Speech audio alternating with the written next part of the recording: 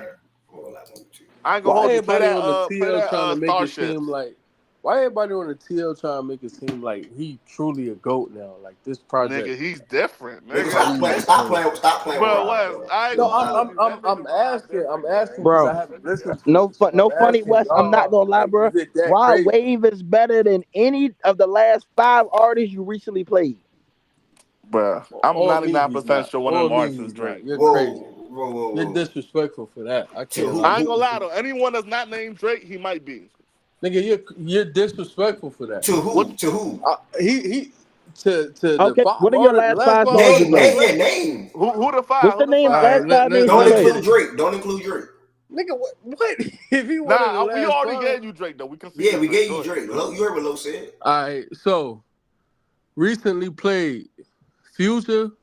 He better. You're crazy. Rod Wave is better than Rod Future. over Future. I'm And I'll sorry, tell you bro. I was playing DS2.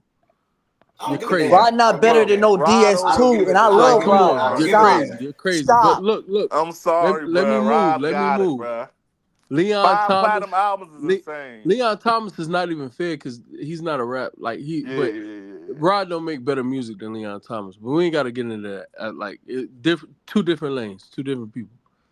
Tootsie, he definitely better than Tootsie. I tried to listen to the Jada album. Shout out Tootsie though. What is Shout that out album hitting on though? Shout out I to do- C though. I didn't even know that nigga still make music. My man had to tell me the nigga switched up his Oh, whole that's vibe. crazy. You ain't know he, but Bro, he did. I ain't heard nothing from that nigga since sapiosexual. I'm like, I stopped checking for dudes, but Sapiosexual nigga. oh my fault, But sapiosexual. But then my I man had to played. tell me. My man put me on that he got like started So just making female so look, music. that was my third artist. Then I played Baby. Better My than Baby. turn. Better than Baby. Come on, that project. Bro, But it hurt. I don't even want you to know. say them words, Say but it, I'm gonna let gang. Ed You say know the it. truth, I'm gonna gang. let Ed say it. You And know I the truth, gang. played It's gonna Jid the hurt me to Forever say that Story. shit. I ain't Yeah, gonna lie. those are my last 5, excluding Drake, which I only played one record from Drake, so it is what it is. But excluding Drake, my last 5 artists: Future, Leon Thomas, Tootsie, Baby, and Jid. Come on, man. He You're got See, not two of you're those. not better That's it. than Jid. I ain't gonna lie. He You're not not better better than no than Jid. Future Hendrix. Nigga, we talking about DS2. okay, so we Talking have about Western Goods for we OKC. talking Well, I know a Mavs fan. What you trying to do?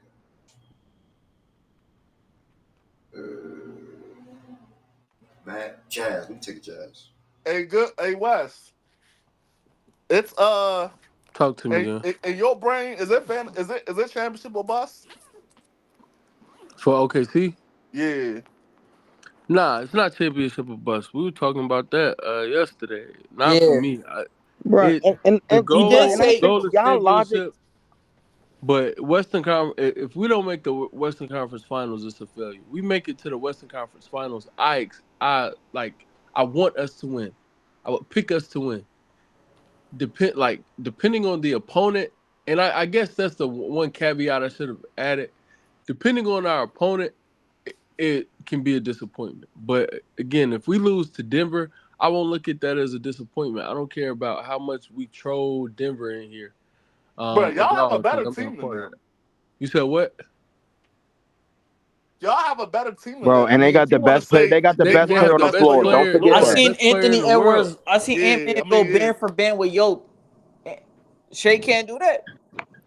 Bro, I Anthony didn't say he Edwards. can't. I said, Anthony and Edwards he really cannot can't go hold band for band with Jokic Jokic. airport Jokic bag. was better than him in that Watch series, game 1 through game 5. bro. Yeah, Jokic was like better I than him in that said, yeah, I'm series. Anthony He didn't Edwards really serious. go can't hold band his for I band bag. with didn't Jokic. say series. I said watch game 1 through game 5. You said series initially, and You then when I I said said tripping? Jokic band was for better, band. I never you said nothing said about no you series. watched him go band for band with Jokic. And again, you didn't say series, so shout out to you. You said you watched him go band for band with Jokic. I said Jokic was better in that series. You said watch games 1 through 5. Yeah. So Up we're until that talking point, around yeah. each other. That's not that's it But was a both of 7 us are game talking series. around each other, so it's cool. But I mean, my only point with that is like if we lost to Denver, because it's about the level that they can reach. I think obviously we're speaking ahead, but if Denver reaches their peak level and they're playing like the team that made it to the finals and the team that won the championship, and we end up losing to that, a different team, a different iteration. But if they're playing at that level and we lose, to me, it's no shame in that because they also have way more experience than us. So it's a team like that. I don't want to lose to Minnesota. I don't want to lose to Memphis. That would be a disappointment to me. But teams with a whole lot of experience, and also you got to see how teams are playing when we get there. Like it's one thing to be, OKC on paper, boom, boom, boom, and I do expect us to be a top 3 seed or whatever. But you still got to see how things shape out. Because again, like I said, Denver could reach a level where it's like they're playing so well, and if we lose that series, I'm not gonna be like, this is disappointing. We lost to the best player in the world. Like that don't sound right to me. Denver, I'm reading some comments. Denver ain't doing shit with Westbrook. Brother Western, funny. MPJ leap incoming. Jokic finally going to have an all. Nigga, what? All right. Yeah, MPJ would not be an all-star, bro. MPJ, I'm sorry. MPJ would not be an all-star. Wait, niggas said MPJ gonna be an all-star in the West? Are you crazy? You know what niggas is right there?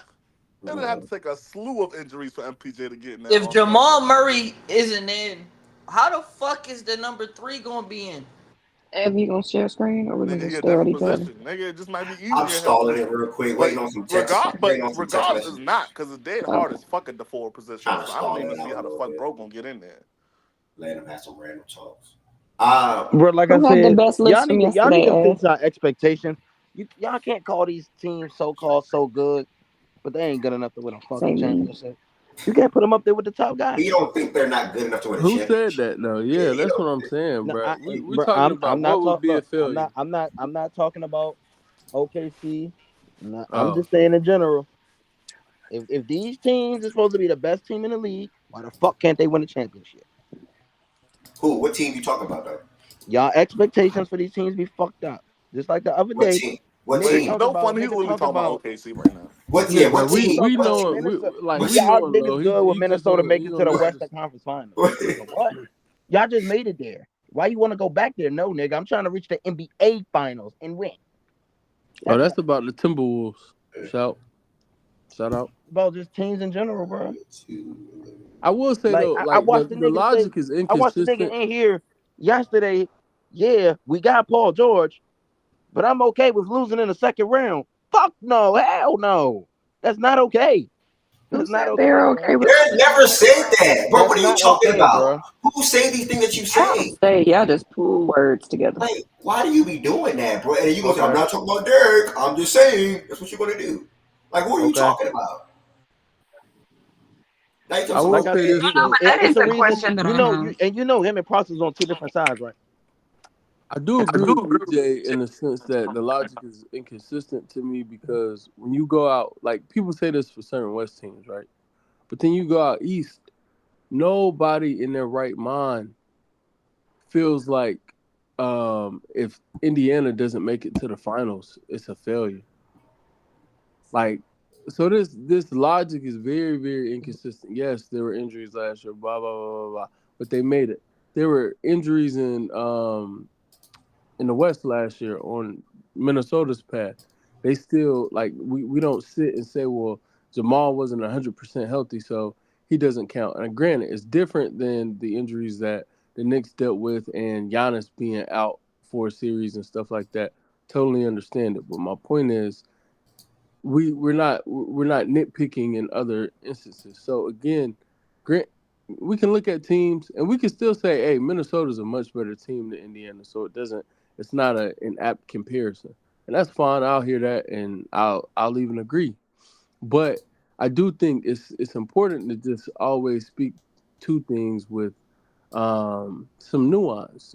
You know, everything is not black and white. There's color for a reason. And you know. Okay, poet. These different teams, things are different. Everything is not black and white. It's color for a reason. That sounds like what I said yesterday. What did I say yesterday, bro? I got a question. What's up? I said I something can ask it. about you don't gotta add fire. What did I say yesterday? That shit was gonna fly, but it made sense. Something logs and wood and fire. Yeah, I don't know. No, my question is, and I asked this in the chat yesterday, but y'all were too busy yelling and arguing. Um, is there a reason why? So like, is there? I'm gonna just simplify it. Do Minnesota and Philly have the same expectations? Because Yes. with the Minnesota conversation, I understood why people were like, why wouldn't you, like, if you got these changes and you made these moves and all this stuff, why wouldn't you strive to be in, why wouldn't the finals be like your bar? Why are you just stopping at conference finals? You already made it to the conference finals. Is it not the same? But I'm not like, I kind of get why it's the same way for Philly in terms of like there's external matters, as in like Embiid's age, all that stuff. Um, but I just, because to me, if finals is both of their expectations, I mean, it's like both of their bars, then like, wouldn't that mean they have the same expectations or no?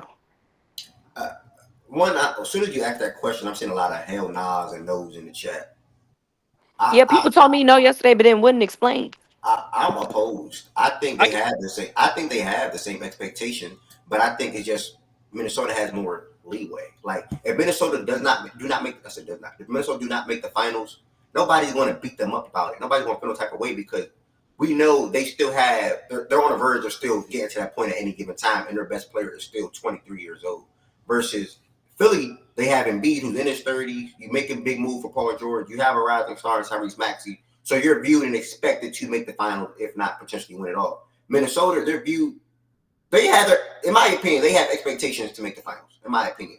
But nobody's going to beat them up about it if they don't make the finals. I think there's 4 teams in the West that have, or 5, really 5, I'm sorry. 5 teams in the West that have similar expectations. What my man Wizard was saying yesterday. That's the Mavs, that's the Wolves, that's OKC, that's Memphis, and that's Denver. They all have similar expectations, but if any of those teams don't make the finals, you're not beating any of them up for it. In my opinion, you're not beating any of them up for it. They have similar expectations, but Philly on the other on the other side. Again, I already explained all that. So in my opinion, they have similar expectations, but I Philly can get beat up more for it. I If they can don't. explain it to a Gotcha. more direct answer. That Ev did bring up a good point. They best players 23. That's a good point. Also, the Timberwolves traded Cat due to flexibility in the future. You have room to operate. You feel me? That group would have been there for the next 5 years, and the Timberwolves didn't want that. To Philly's case, Philly, you just signed Paul George. You're expected PG Kawhi. I mean PG Embiid Maxi. Hmm. That's a three-headed monster. You gotta have a deep playoff run. We've been looking for a playoff run in Embiid's case for many years. Like the expectation is different because the Timberwolves trade cap. You get Randall. Randall's on an expiring contract. You might not re-sign him. You feel me? You tailor your roster into the and try to get him a dynamic too. You're in the unknown. We know what the Sixers are. Hmm. You got to do something. This group is make or break. This group is they the age window is there too. PG's getting up there in age. He's on a max contract. Maxie's an emerging star. You have to go all in right now. Okay. The East got Well, way, and then then I think follow up, BJ. Follow up question. So, is this is this a situation where Philly has, which I know has been the case because the Sixers haven't made the conference finals in Embiid's tenure, like, or while Embiid's been playing. Let me just say that. Well, he's been on the team. They've never made it. Um, so is this a case of like they've just severely underperformed for all of these years, but the expectations earlier were ECF, but now because of everything that, like getting Paul George, like Tween mentioned, and Embiid's age and Embiid being a top 5 player and all this other shit, everything else that's going on, now those expectations have risen to finals, even though they've never made an ECF because they've just underperformed in general. Like Yep, they just severely underperformed. yep, Okay. that's exactly what is underperformed. 2021, they had the Hawks. You lose to Trey Young. 2023, you're up 3-2 against Boston. You lose that lead. They're even in that what's it Yeah, called, a Mish. series. Mm-hmm. Even when they had Jimmy Butler, you were leading that series against the Raptors, and then you blow that lead in the game. Even in that game 7, where like it's just so many countless times they've choked under pressure when they were supposed to win. Everybody had them winning. Their roster is good enough to win. You just don't do it. And it's always going to be that expectation of trying to win because they're on paper, it looks amazing. But when you go to the playoffs, it just breaks and falls. Gotcha. Well, then that part makes sense. Because I was wondering how the expectations got elevated if they'd never made it to the ECF anyway. Not saying like I don't necessarily agree with the steps thing that like that there has to be steps or like that steps are mandatory. Like I didn't necessarily agree with that whole standpoint of it all. But I also was kind of confused on like why the expectations were so high for Philly. Um, if they hadn't even made it there, like why Derek saying that ECF minimum got such pushback, but like now it makes sense. They just been losers for a long fucking time. Gotcha. All right, so got word from Swiper, word from Kiana. Also, Mish popped in, so that's cool. Wes, maybe slash goods, OKC. And I'm still working on Dallas. Obviously, if we don't get anybody to pop in here that's an actual fan of the Oh, team. you just told me to fuck off. Nah, what you mean? You didn't ask me a question. Am I not a Thunder fan?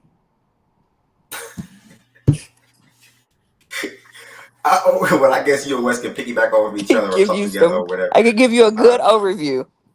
or whatever. So yeah, Ari as well. Mish, good ad by the way. I don't even think Process is in here, but great ad, great ad. Love to see all Process teams lose. Facts. So that's giving you a quick little thing to expect. Swipe and say he's Denver Nuggets and fours in here too. Maybe he'll grab a mic. But that's giving y'all a little update on what's about to happen. So we were just dragging a little bit. So Nuggets is coming up. OKC's coming up. Boston's coming up. And Dallas is coming up. And then again, if we don't get an actual Dallas fan that's in here, myself and whoever else on the stage, I want to chime in. On the Celtics, I said Celtics. Mavericks, feel free. I do want OKC and Boston to be the last two teams. Um, Thanks, bro. I do want them to be the last two teams. Just to give y'all a little update. Somebody just at me. Hold on. I'll be in and out. No purpose. All right, hold on. Mavs. Oh, perfect. Mavs fan just at me. Perfect. Real quick.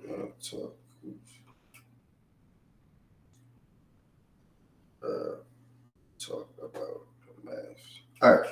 So that's about to happen. Heaven said, "Don't say hi. I sent you an invite to the stage, and you didn't come on the stage, bro. That's a slap in the face. You basically slapped me in the face.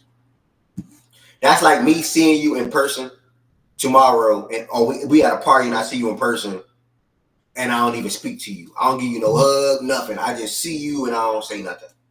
You see me up here on the stage, and you did not come on the stage and say, hey, Ev, hey, BJ, hey, Wes, hey, Lo, hey, Ari, hey, Twink. I'm disappointed. All right, no problem, bro. Thank you. All right. Mad fan is at work. Go eat breakfast. I definitely need to eat breakfast. I'm good, though. Milo be doing some Milo messed up my whole little shebang this morning, bro, because he be doing some ridiculous stuff. But we're going to go ahead and get started. I want OKC and Boston to be last. I know Swipe is working with a small window when he comes in here. And real quick, before he kicks it off, I do want to say, being a top 10 to 15 player in the world is not is not the barometer for being a good option off the bench. So for associate, come on, I understand Russ is not the same player he was. That does not mean he's not a good option off the bench. Like, it's crazy that we're still doing this with him, to where it's like, well, he's not who he used to be. So now all of a sudden he's not worth anything. He offers no value. Well, to be fair for the Lakers, he didn't offer anything. That's also not true. It's another lie. He played really well for the Lakers a lot of times, and again, the only thing that people cared to focus on was the bad. So that's fine. You can only focus on the bad if that's what you want to do. But it doesn't make it factual. Like it's not real. Russ had plenty of stretches where he played really well and contributed to the Lakers winning, and then he had plenty of stretches where he played really poorly and contributed to the Lakers losing. Both things can be true.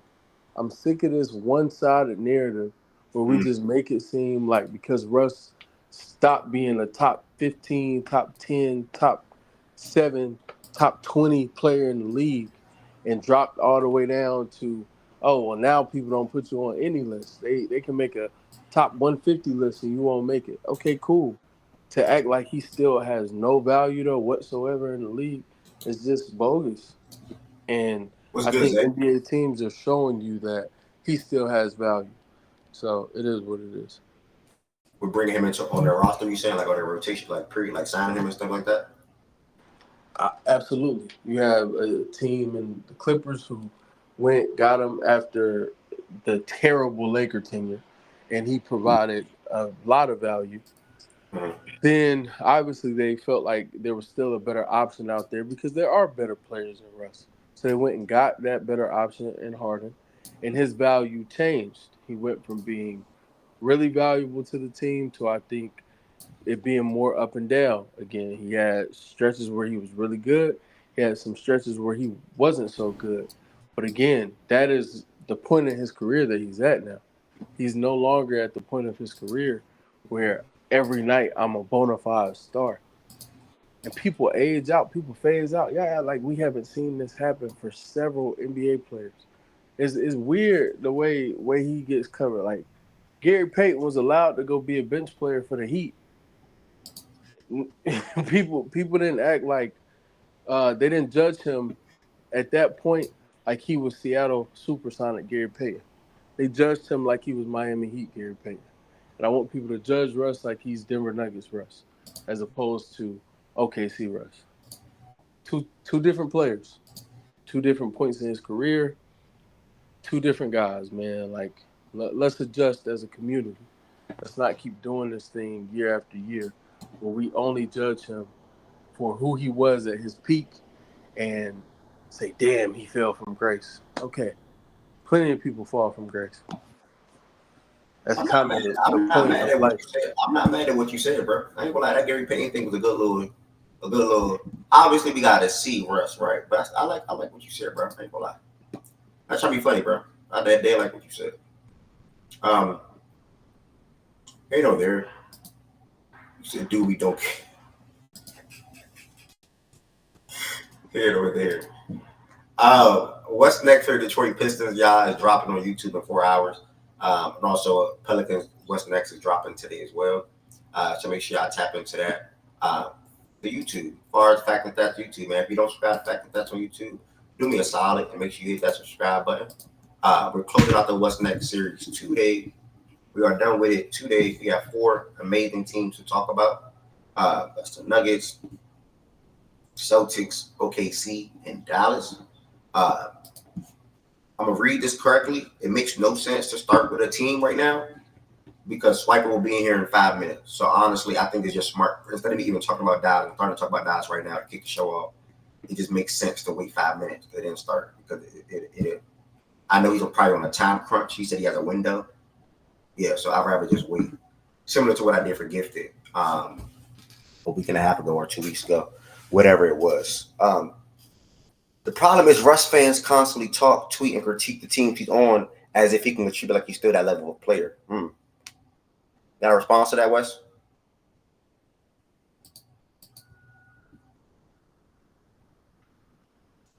$11.10, I see you in the building. Championship Mish, I see you in the building as well. B Holt, I see you in the building. I was watching y'all program games the other day a little bit, bro. Good to see y'all in the mix out there, still hooping with the same guys. Wes, whoa. Yo, Wes, you there? Yeah, what's up? Federal Nightmares is a great song, Zay. What other songs I was rocking with on that album yesterday? To my memory. I also didn't say that, bro. I'm about to say, did you say that? But okay, you say you didn't say it. So. I told him we were having a conversation, and Russ was coming off the bench. We're still losing, and I said, why can't he come off the bench? Like if if still not winning is still bad, and it was a few games. It was like three more games. It was like, why can't he move to the bench? Why is he above going to the bench? And it was just during the flow of a conversation. I never said Harden should be coming off the bench for Russ. Russ should be starting. Harden should be the sixth man. I never said that. Okay.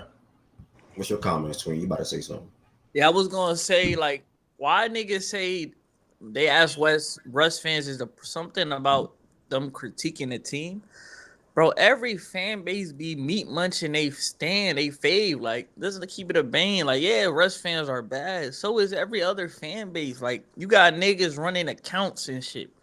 Like, bro, every nigga has them certain individual fans that are nasty. I seen Curry fans talk crazy. I seen LeBron fans talk crazy. Like, it's every nigga. Tween is spitting right there, man. It's not the same. It's not the same though. Like, I mean, right? No, it's very. Again, here's the difference. Russ is no longer the player that he used to be, right? And his drop off is way worse than Curry dropping from a top 3 player to a top 10 player. Something like that. Not saying this exactly 10, but you get what I'm saying.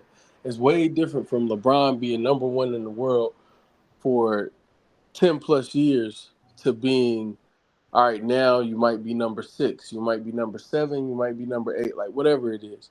I get that. Way different. Totally different. The fact is, though, their fan bases are still really, really, really, really bad, and some of them say egregious, outrageous things, and they lie. And some things just still aren't true, and that's a fact. Curry fans say some crazy things about their favorite player, and the fact that their favorite player is better than Russ is now, and some people will say better than Russ ever was. He was always better than Russ. Okay, cool. Whatever you want to say, the fact that he's a better basketball player doesn't mean that what they say isn't crazy too. That's what Tween is saying. And you're saying, oh, it's not the same. Why is it not the same?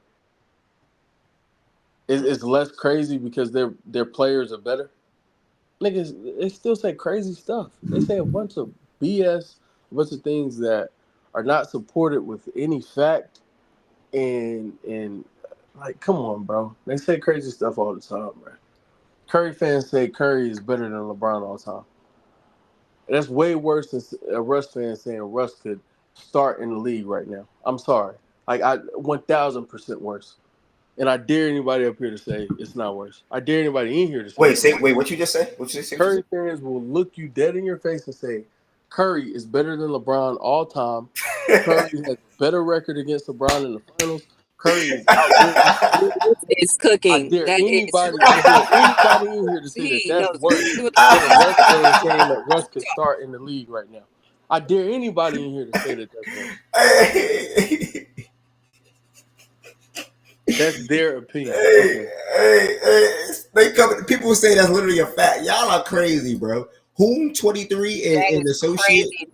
That's not true. Curry is not better than LeBron all time. He never will be better than LeBron all time. Like, y'all need to chill. TJ, is it not a Russ's fan? Is it not their opinion that Russ could start on a team in the NBA? He could still contribute to winning basketball in the NBA? Is that not an opinion, or is that an objective lie? Like, I'm confused on how we're viewing. Again, this is about the players that we're speaking on as opposed to the statements that are being made. You all have more respect for Curry and LeBron, and rightfully so, because they're better than Russ right now. So cool, but it does not have anything to do with the statements that are being made. Curry unequivocally is not a better basketball player all time than LeBron. Like, that is nothing but fiction. And you could say it's an opinion, right? But it's a bad opinion. The same way you could say a Russ fan saying that Russ can still contribute to winning, and he can still be an impactful player is a bad opinion. You may feel that way, and also that is also an opinion. That's an opinion that people hold. That any positive talk about Russ is bogus. He's a bum. He's terrible. He shouldn't be in the league. He can't contribute at all. He offers nothing. That is also an opinion. All these things are opinions.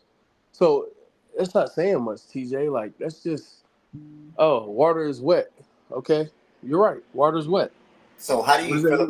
how do you feel about people? Because some people in the chat feel this way. Like some people feel like you can make an argument for whatever reason, Curry legacy or Curry resume, and look at LeBron, whatever. Obviously you know my stance on it, but some people feel like Russ is not a starter. Speaking on like them people. Some people feel like Russ is just not a starter. Period. Though, like he just shouldn't be a starter at all. Again, the same way if someone in here, you can make an argument for everything. So the Russ fan, no matter, again, I'm telling y'all, this is about the person as opposed to the statements themselves. The statement on both sides, I feel is crazy. I feel it's crazy for anybody to say that Russ could be, should be a starter. I think that's a crazy statement. Russ should be a starter. No, I don't agree. I think for anyone who, like the parts of the fan base, and again, very small segment, or of upset fan base, like the population is not great, the percentage is not great, but that segment of the fan base that feels like Russ should be a starter, could still start on a playoff team, could still be a top 3 player on a championship roster, because I've seen those things. I disagree with that.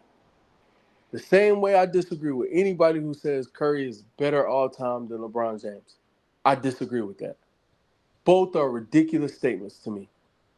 People in here, y'all can say, well, it can be argued. Y'all stand by that. Stand by that. Do it. Do what you gotta do. I'm cool. I'm completely out on both sides of it. I'm not standing by the Russ statement, and I'm not standing by that Curry stuff. And for y'all to sit here and act like it's a reasonable take, hey, some fights you're just not gonna lose. Some battles are losing battles. Reasonable take? What are they saying is a reasonable take? Yeah. Curry being better than Brown all time, people are saying, well, that can be argued. Yeah, that's some hard drugs right there. How gang try to say Christian Braun is a starter in comparison to bringing up Russ, and it has tweets praising Christian Braun and explaining why he should be a starter. Probably is a starter. Like, good, you are a top tier funny guy, bro. You are one of the funniest guys I've met in my life, bro. I gotta meet you one day. No funny. Like I did gotta meet you one day. I just said swipe it. Swipe it don't come in the next minute or two. We're gonna proceed and pivot. He's definitely a league of his own for sure. For sure. Wish Shaggy. Nah, he can't. Oh my god, bro. That is not arguable, by the way. That's an insane take. I wish Lo was here because we was just talking about people saying, "Oh, I'm trolling," and to give themselves bail when like they really not trolling because they realize that people on their ass. And I really wish Lo was here because we just had this conversation, man. That combo was funny too. When Jokic and the Nuggets bring out the best of Russ, there are going to be a bunch of salty Braun fans because he couldn't do the same. Those are two different players. That doesn't make sense. Even if you think that will happen, that doesn't make sense from that perspective. Yo, this shit crazy. They got Cam Newton on ESPN First Take. Yeah, he signed there. I'm watching it. Know that. He signed with them 2 days ago. And beefing with Shador was good for money. Shout out to him. Yeah. Man, Heaven Sent, what's good, man? I would suggest therapy. Heaven Sent, we can't hear you. Yeah, like 2 days ago, Wes. That's what I'm saying, Wes. Like, this shit news to me. Yeah. All right. I mean, good morning, good afternoon to everybody that's in here. We had a good lollygags and goose the last 15 to 20 minutes. as we shifted to playback.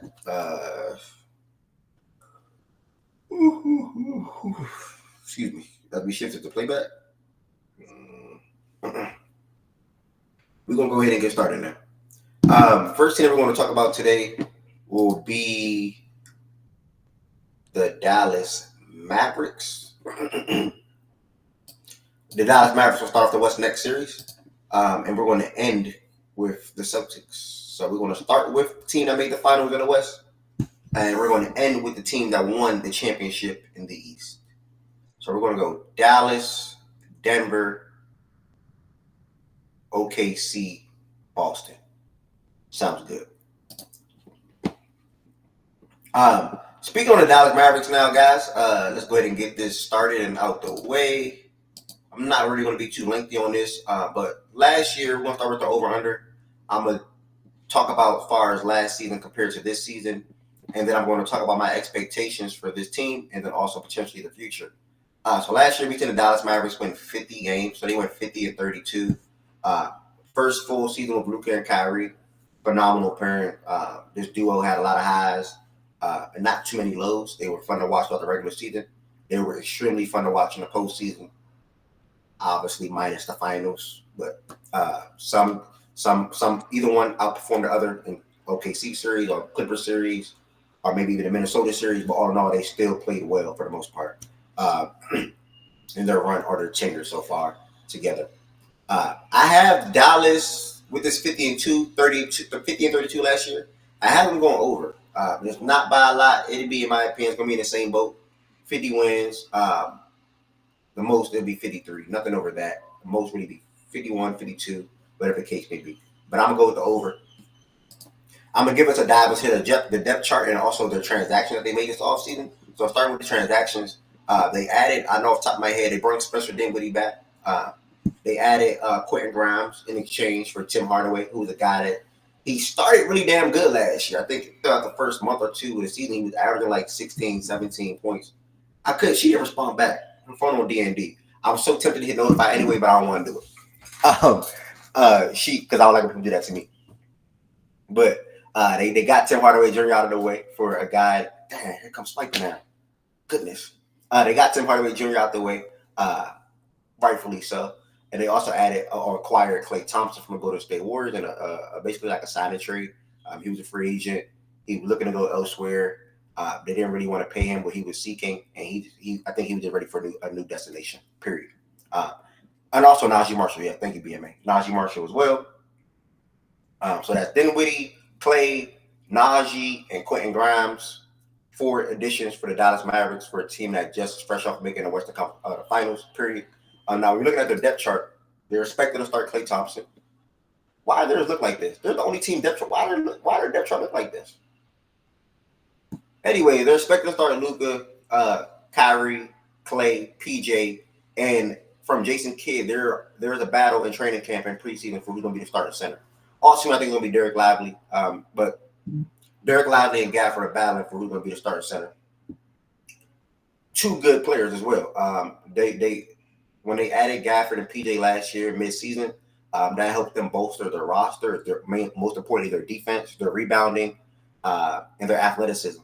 That helped them out tremendously.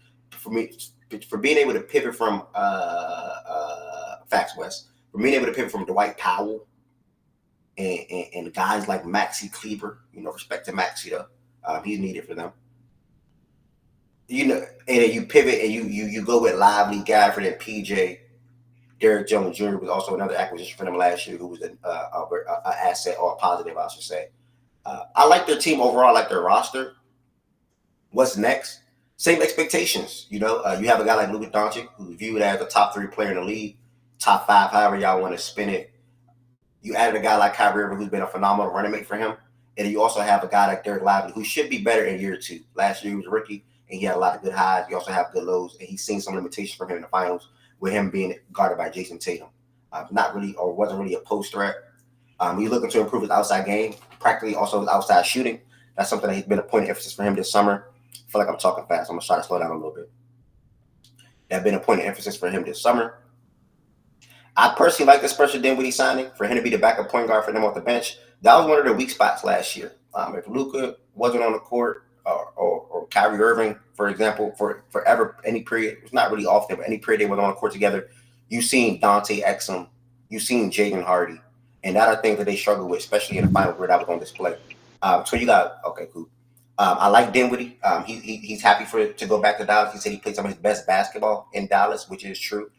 Dating back to when they made the Western Conference Finals against the Golden State Warriors, Dinwiddie was really damn good for them in that regular season, also in that stretch, in that postseason. So I like all the moves they made this year. Najee's going to bring a 3-and-D guy for them. Quentin Grimes is going to be the same as well.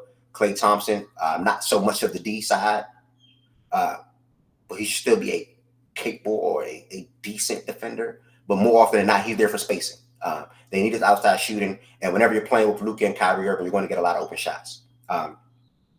Mark Cuban literally just said that like last week or two on a podcast, speaking to Klay Thompson and envisioning his fit on this team. It's going to be like night and day. It's beautiful. All those open threes you saw, PJ Washington and Derek, go back on me between PJ Washington and Derek Jones Jr. shooting, that's going to be now Klay Thompson. Or you're going to leave Luka and Kyrie one-on-one. Above the break threes, especially in transition. Facts. Dallas is a team that plays at either pace, whether it's fast, whether it's slow. Luka can push the pace sometimes. Luka can walk the ball off the court. He likes to read the defense overall, period. He also is very good at making an outlet pass or transition passes as well. So you're going to see Klay shoot a lot of above the break threes. I definitely agree with that. Good point out, be more. Derek Lively is expected to start. This is a guy that's going to flirt with a double-double on a night-to-night basis. If not average, I don't think he would average it, but he would definitely flirt with it. What did he average last year as a rookie? Coming off the bench. So last year as a rookie, he averaged 8 points and 7 rebounds while shooting 67% from the field. That's pretty damn good. This is a guy that's 7'1".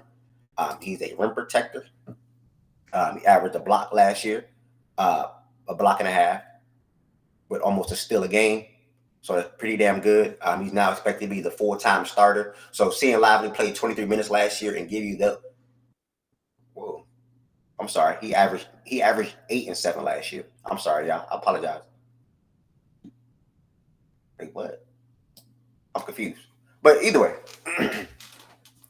how are these two different things? Am I tripping? Either way, I'm gonna keep the flow going.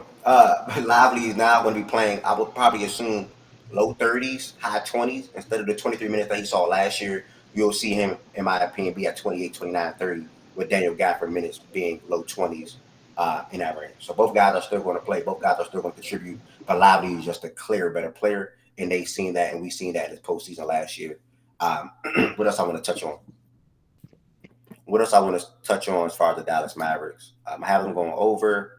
Same expectation from last year, or new expectations now. They should make the finals.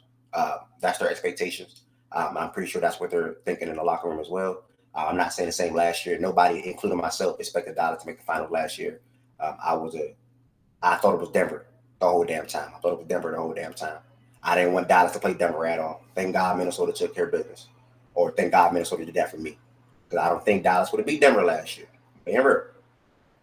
But, yeah, I think their expectations to make the finals. And they did the moves to put themselves back in that position.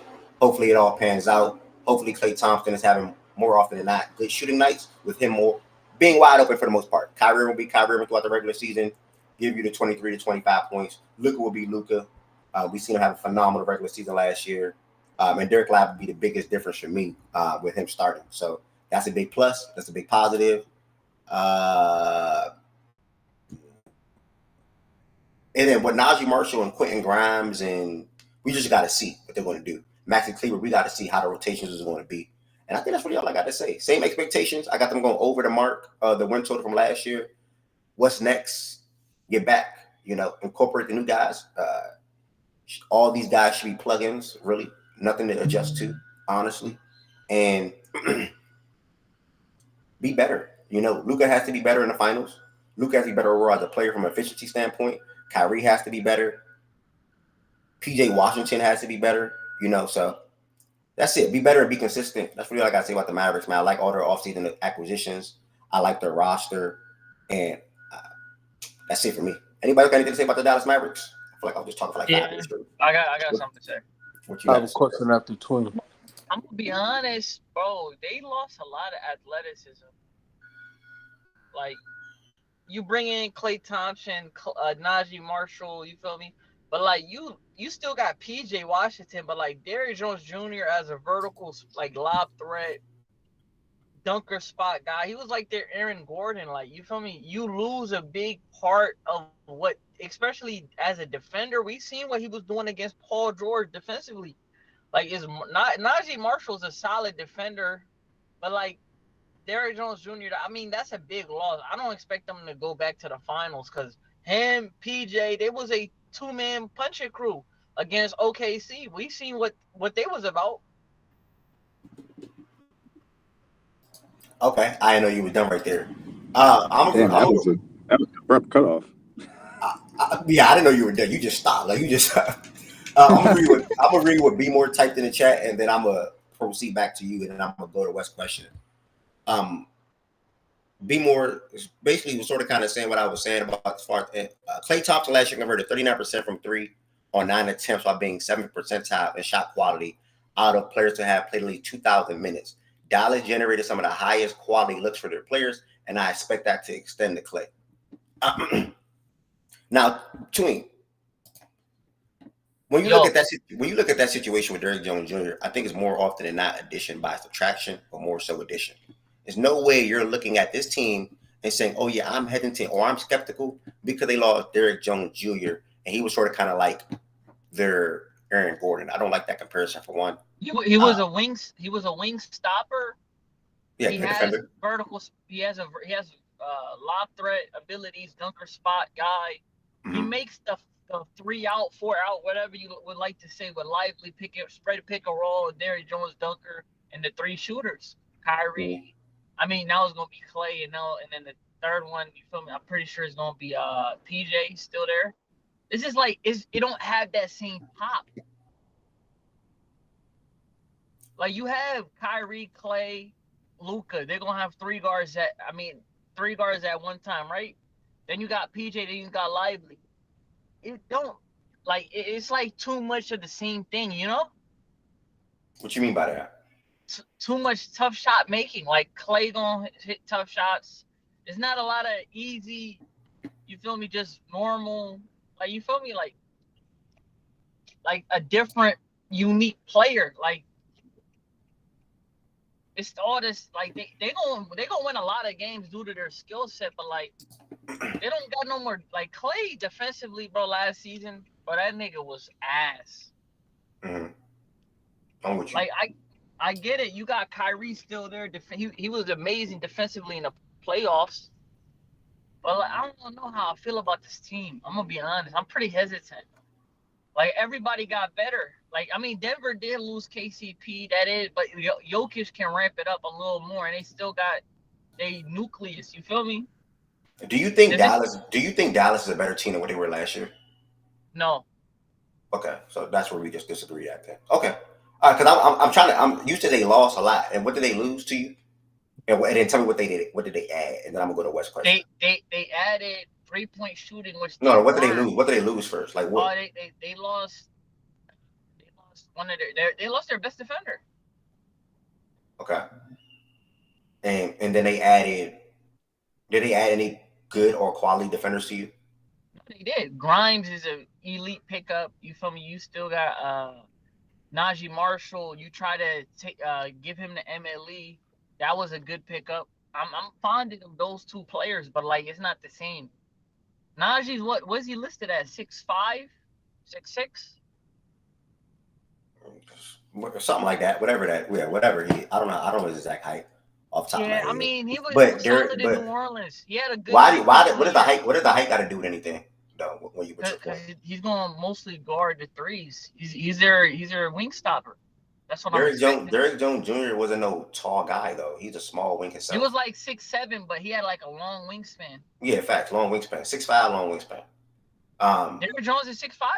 Yeah, I'm looking at it right now. Oh shit! I was expecting him to be a little taller. Okay, my fault then. I thought he was like 6'6", 6'7" ish. I'm not even sharing my screen. I don't know why my screen's not sharing anymore. Sorry, guys. I'm not really looking at anything anyway. But I mean, yeah, I think Dallas. I mean, oh, sorry. Go ahead. My final comment to him. I'm gonna pivot to D-Mac and then pivot to I think West type this question actually. But I mean, I just disagree. I mean, yeah, Derrick Jones obviously was probably their go-to POA guy, right? Real athletic guy, uh, great at cutting to the basket. That cannot be. All these things cannot be ignored, right? But that comes out the way now, and teams. We see this in the finals, bro. Do you remember what Derrick Jones Jr. was shooting? I'm not shading him at all, but do you remember what Derrick Jones Jr. was shooting for them in the playoffs? Like, it wasn't good. So teams were able to teams were able to shade to him in a certain way that just wasn't good for Dallas offensively. I mean, now that's going to Klay Thompson. To the message that Be More typed into the chat, they're generating open looks for Klay Thompson. Wow, you can take a defensive hit from a POA standpoint, but Dallas don't defend like that anyway. Dallas is a team defense. Dallas shades guys to the middle. Dallas shades guys to the paint. And when you're going towards the paint, you're going to Derek Lively. You're going to Daniel Gafford, who's not a good post defender, but he's good rim protection wise. That matters. Lively's a better post defender, obviously, than Daniel Gafford. He's bigger. Anyways, but this goes to my point. They're a team defense. We just seen them defend. Did their team defense get worse? We got to see it because I think they got guys that can come in and still help or contribute to that. Who's going out? As far as the lineup, you're saying? Well, yeah. Which of the three is going out, like to make their defense a better late game? Thank you. Well, good question. I mean, it depends on who they're playing, but ultimately, I think it'll probably be Klay Thompson because I think you can do an addition by subtraction in that scenario. Can Quentin or Najee shoot like Klay? Probably not, but they guys that can still knock down an open or outside shot. But then also they're better defenders than Klay as well. So Quentin is a better shooter than Najee, but we have to see how their defense will look between Quentin and Najee personally for me to answer that question. So I think it'll be Klay. I don't think they're going to take Luka or Curry out in late game scenarios. If anything, they'll take out Kyrie if they have to and keep Klay and then double up on the defense. If it's like a one possession type of thing, I think they'll more often than not would do something like that. But as far as like last 3 minutes of a game, 4 minutes of a game, I don't think they'll have Luka or Kyrie out the game. I think they'll lean towards Klay. If he's not knocking out a shot, and then two, just an extreme liability, on that end. So yeah, I think I can agree with that, Barry, actually. But good question though. Go ahead, D-Mac. Yeah, Spencer's back. So I think overall, I think that they did a good job, and I actually agree to a certain extent with what Tween was trying to get at as far as the vertical lob that DJJ did bring, because I was a massive piece of their offense, particularly in that Clippers series, I'll say specifically. And so not having that is going to be something to replace, but I do think that they did a better job at diversifying that roster. You talked about needing a backup point guard. That was something that they didn't really have. Obviously, they tried the Hardy thing. It was extremely inconsistent, very much up and down. I'm not the biggest Dinwiddie guy, but I do think that he's serviceable as a backup point guard, and I think that that's a good role for him for that standpoint. I like the fact that they brought in both Quentin, Najee, and Klay, just so that you have multiple avenues to finding whoever you feel is that best kind of closer to finish out your lineup from that standpoint. And it may be a situation in which one guy is hotter than the other, and it makes more sense for him to close on that day. But I think adding that depth certainly helps. Lively continuing to get better. I think that you saw it throughout the second half of the season was a really nice, encouraging sign for him. And obviously it was a tough finals, but I think it'll be a learning thing for him. And he was one of the big reasons why I felt like they had a chance to go to the finals when we were starting the playoff talks last year. So I think that he can take another step for sure.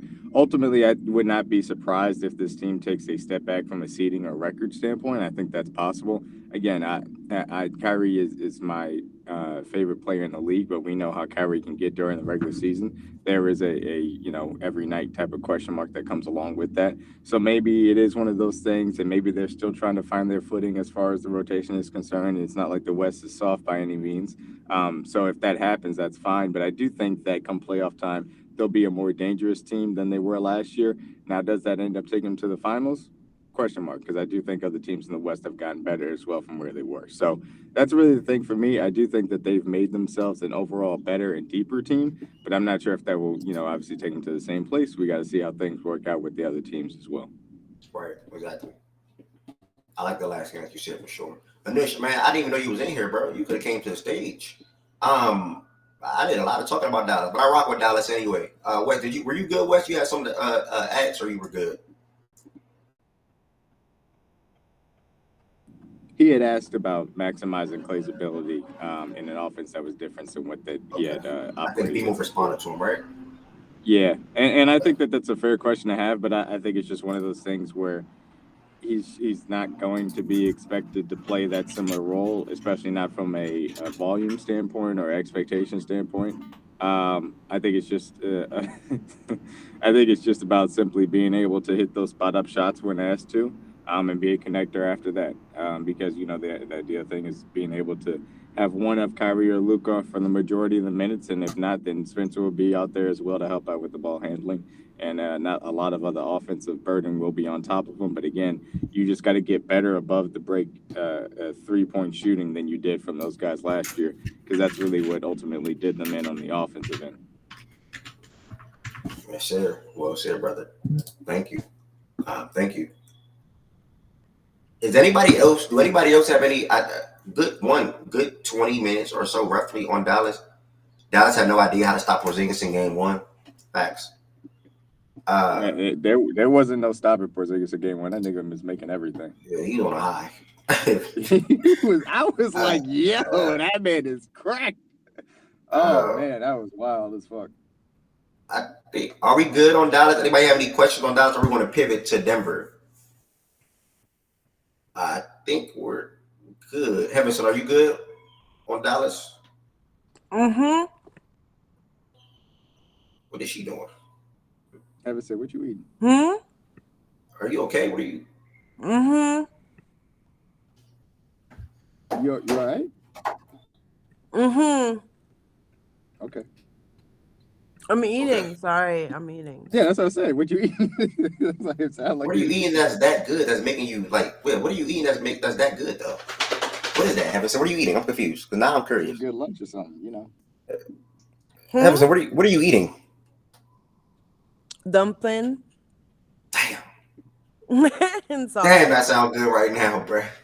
And sawfish and some plantain. Yeah, that sounds great right now. No funny. Damn, bro, no funny. Good, you gotta get some Jamaican food. Good, no funny. Get some Jamaican food for your B-Day goods. Real shit. Strong bite.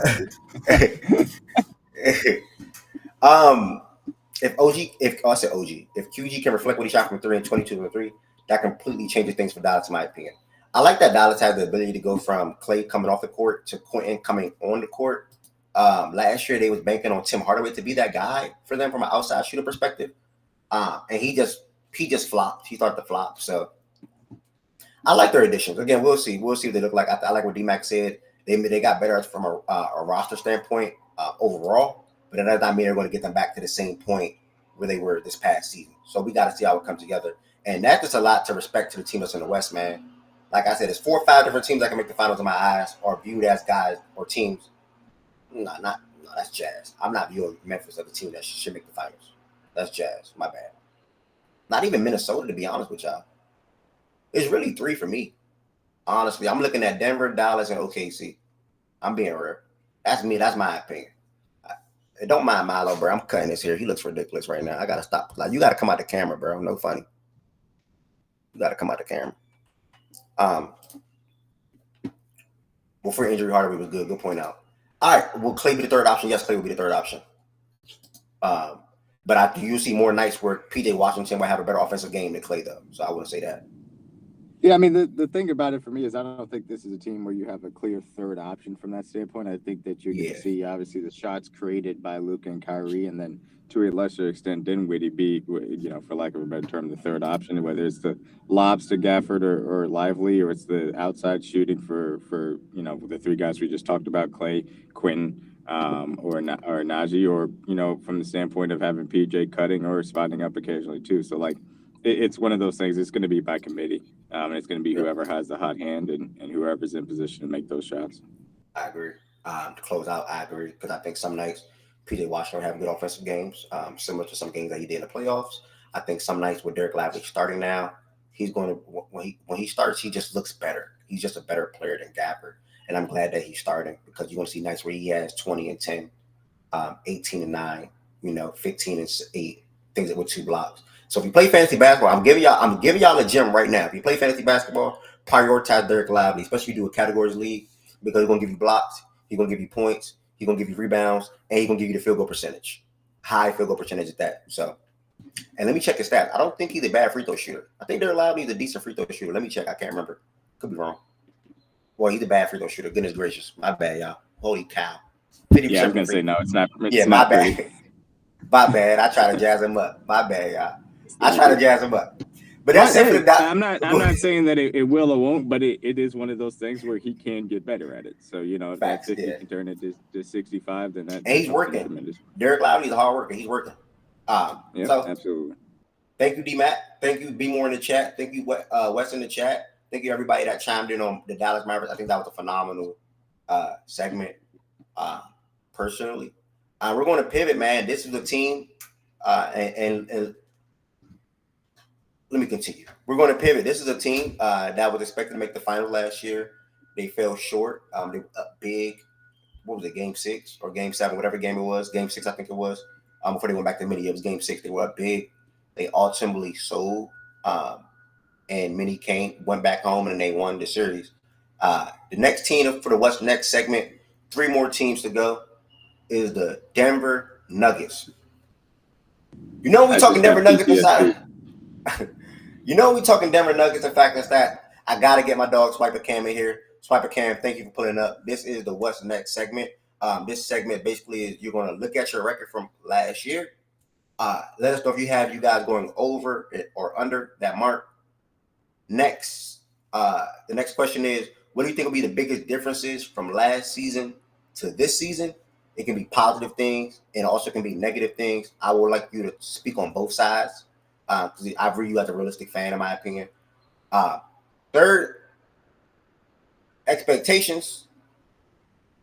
Fourth, what do you think Russell Westbrook minutes will look like, and how good do you think they will be? I think people in the chat will want to know that. And speak on the loss of KCP. And any other questions will come after that. I don't want to flood you with too many questions. Some people can't handle it. Some people can. But again, over under on the win total last year. The loss of KCP. Speak on that. Speak on the addition of Russ. And then what do you think will be the biggest difference from last year to this year? Speak on the positives and the negatives. Swiper Cam, welcome, brother. Probably under. Damn, bro, can we get a what's up? Like, hey, guys, thank you for the introduction. Yeah, what's up? Probably under on the wins. It really just depends on Jamal Murray's health. Well, they were 44 and 15 when Jamal and Jokic played. So if Jamal plays 65 games, they'll probably have a similar win profile.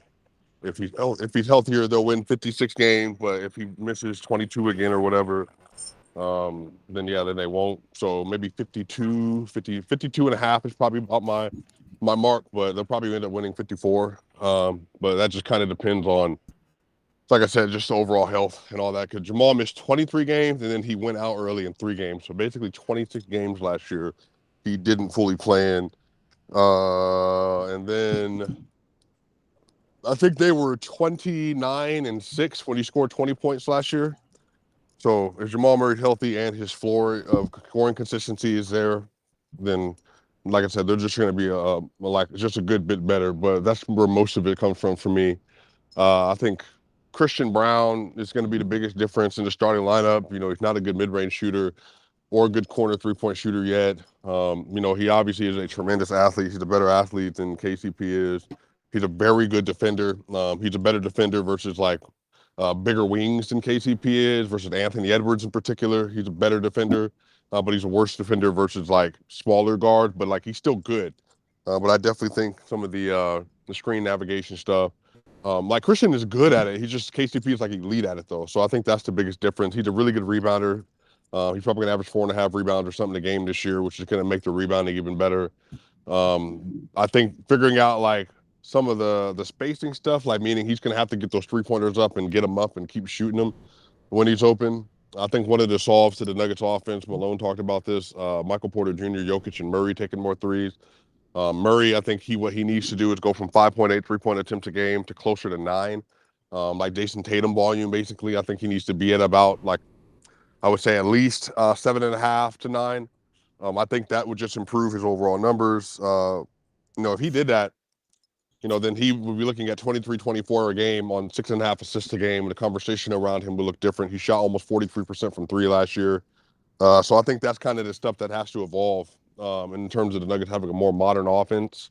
I think that because people are so down on this team, I think ESPN has them at 47 wins. I think when they get to 54 again, I think then people are going to be looking at the job that Jokic did inevitably, instead of just looking at the overall construct of the basketball team, that the team as a whole is better. Like their bench is better than it was last year. Last year it was Reggie, Christian Brown, Peyton Watson. Obviously year one really for Peyton, and then DeAndre Jordan and Justin Holiday. This year it's Russell Westbrook, Julian Strawther, Dario Saric, and then obviously a more developed Peyton Watson. So they're just going to have more depth to be able to tie into. The bench unit is going to be built around Russ versus the Celtics in the first game, first half. The Nuggets were leading 63-66 when all the starters were playing. The second half unit without the starters at all was Russ. I think it was Russ. I want to say Strawther, Vlaco, Chancellor, Saric, and I think it might have been Michael Porter Jr. I can't remember. So basically, in that instance, I think they're just going to say Russ is not going to work well with people that are not floor spacers, and so they won't put him out there in those lineups a lot. He's going to play with Jokic. He's going to play with Porter.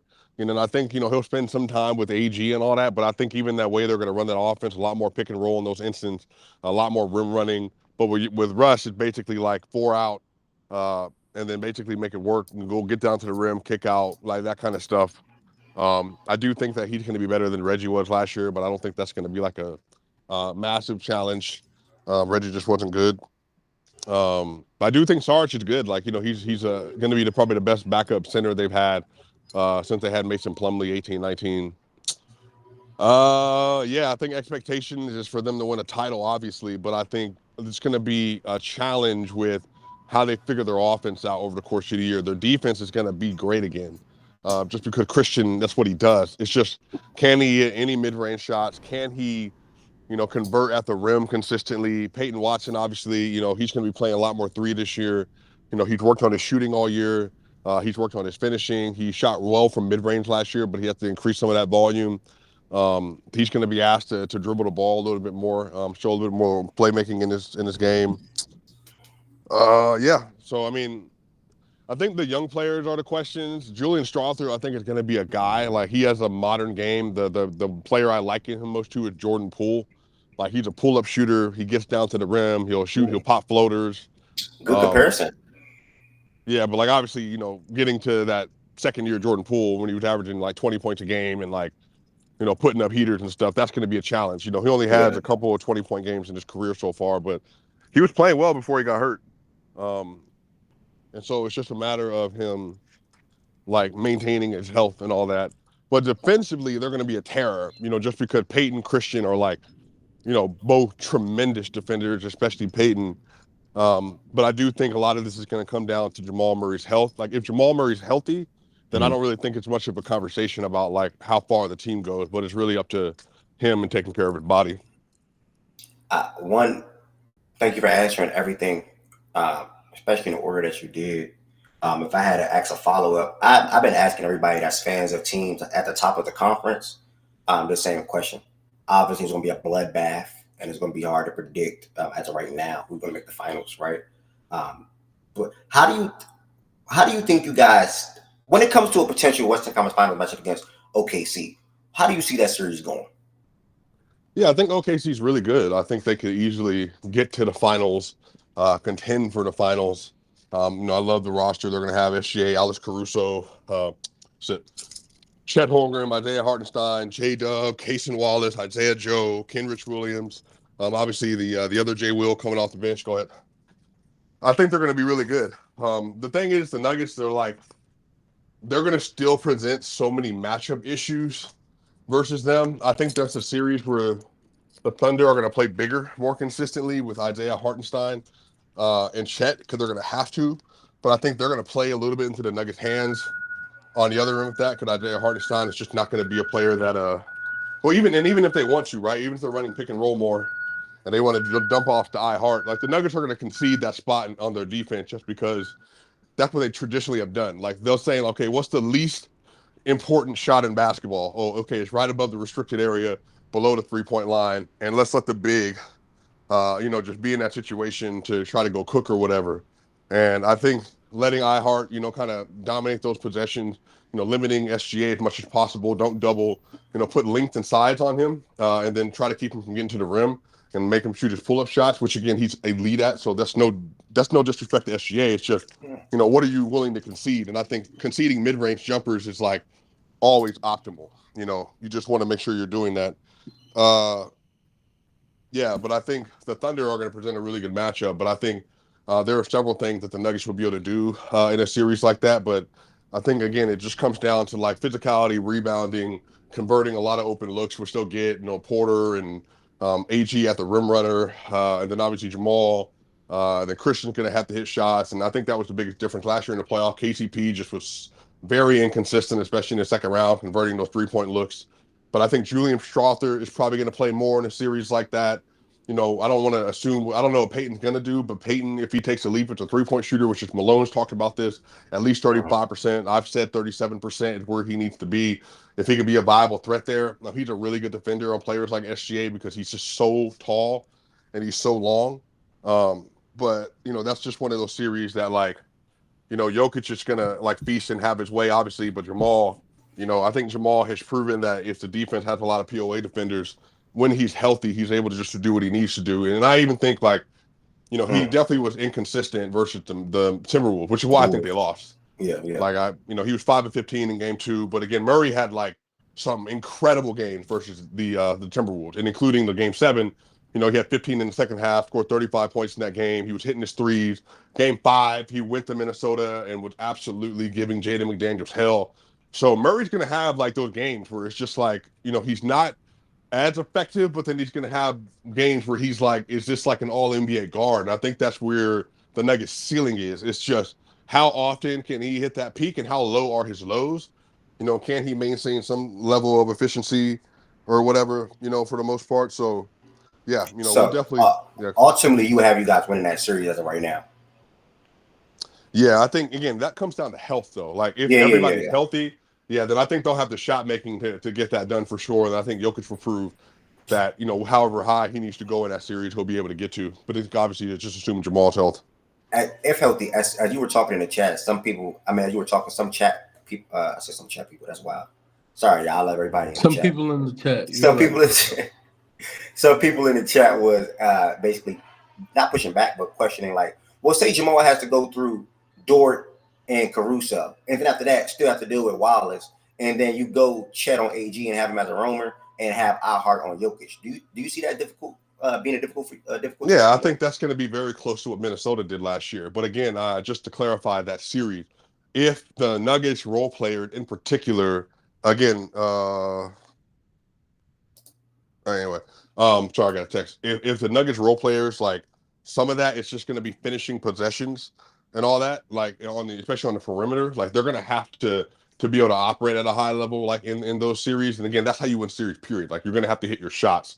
But just by nature of the way the Nuggets offense is going to be inverted, they'll still be able to score similar to what they did versus the Wolves. The problem on the other end is that if your shot making goes away, does your defense go away? And that's what happened last year when fourth quarter situation rolled around. Everybody's so tight, even though they're up 15 points, Minnesota starts going on a run, and then their defense falls apart because they stop communicating, stop boxing out, and in particular on the perimeter, when Naj Reid was getting back-to-back putbacks in the game, and they're not crashing out to the people well in transition, and you just start to lose focus.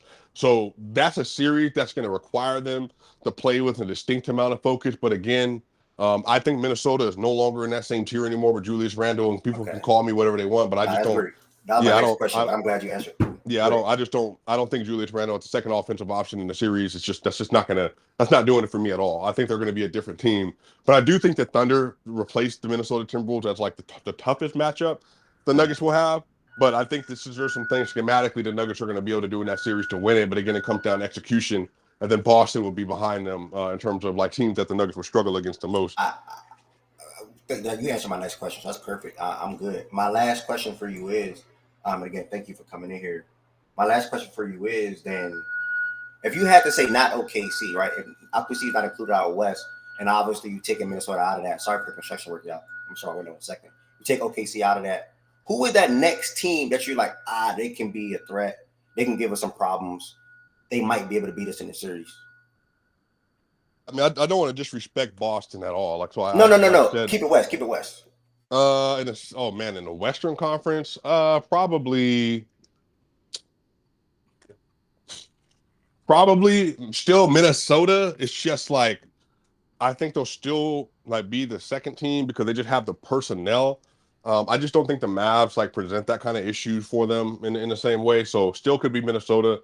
It depends on how Nas and Dante, especially if they're playing really well in that series. But that would probably be next in the Western Conference. Swiper, can I ask you to elaborate on what specifically, as far as the matchup with the Mavs, you think will leave them falling short in that? Like what makes it more advantageous for the Nuggets? Yeah, the Mavs just don't like. They have size at center with Lively and Gafford, but they don't have perimeter size that would really give them issue. And I think PJ is a good player, but he's not the defender, obviously, that like Jaden is, and some of these other players are like obviously Caruso and all that stuff, or JB and even JT to an extent on ball. I think the Mavs like just have things that they can be taken advantage of. Like Kyrie and Luka are obviously are both players that they'll be hunting consistently. I think the fact that they have like more traditional five, it just also changes the way the Nuggets are going to have to guard them. If you don't have a five that can score, that makes it a lot easier for them defensively, which is why like Anthony Davis with such a, hitting his jumpers especially is obviously a big deal. But, even playing versus Bam, I think Bam is incredible, but Bam is just a much more limited offensive player in some ways. So they'll go feast or famine from the mid-range with players like that. Or, you got a floater or something. They'll give away those shots within the confines of their defense just because those are the shots that are just worth the elite amount of points on a possession by possession basis. I think that the Mavs, obviously offensively, they'll have a lot, but the Nuggets, one thing they do have, DMAC, is just a lot of wings. Like they just have big, strong wings and tall wings, and MPJ, AG, Peyton, Christian, even Julian is 6'7". You know what I mean? Like they're just big. And then on top of that, like they're gonna need some shot making, but MPJ is one of the best shot makers in the world. So is Jamal. I do think that Julian is gonna grow into something like that. So they'll have some optimal shot making, but also Jokic versus Gafford, Jokic versus Lively. When you start tearing down defensively with your center, then that's when you're also starting to lose ground. Like that's why I said like Boston's really, really good and they'll be the second best matchup, but that's because of their offense. They're like Boston having KP and Horford and Xavier Tillman that's their weak link. Like they don't have anyone that can even like hold a candle defensively to him, which is why Joker, I think last three matchups is averaging like 30, 14, and 12 on like, I want to say like a damn near 75 true shooting or something. Like it's just, I think Lively and I think Gafford are really good players, but I think defensively in terms of what Jokic struggles with, even if they want to do a roamer, like, who are you roaming with? So PJ on Joker, it's just not the same. PJ backline with Lively or Gafford, it's just not the same. Even Maxi Kleba, if he plays, it's just not the same. You really have to be able to throw like a lot of sides, not just at Joker DMAC, but in particular sides at the lob with sides one-on-one on Joker, if that makes sense. Yeah, sure. Good point. It certainly does. And I think that makes a lot of sense from your standpoint of the depth that you have to throw out wings, to throw out what the scorers specifically that the Mavericks have, and then being able to match up if you want to go kind of have what Timberwolves were able to do. Keep Rudy on that back line, have a guy that's strong and thick as Cat is to be able to body up on Joker. I understand where you're getting at from that standpoint. So, yeah, I understand it. And I've also been clear about Jamal.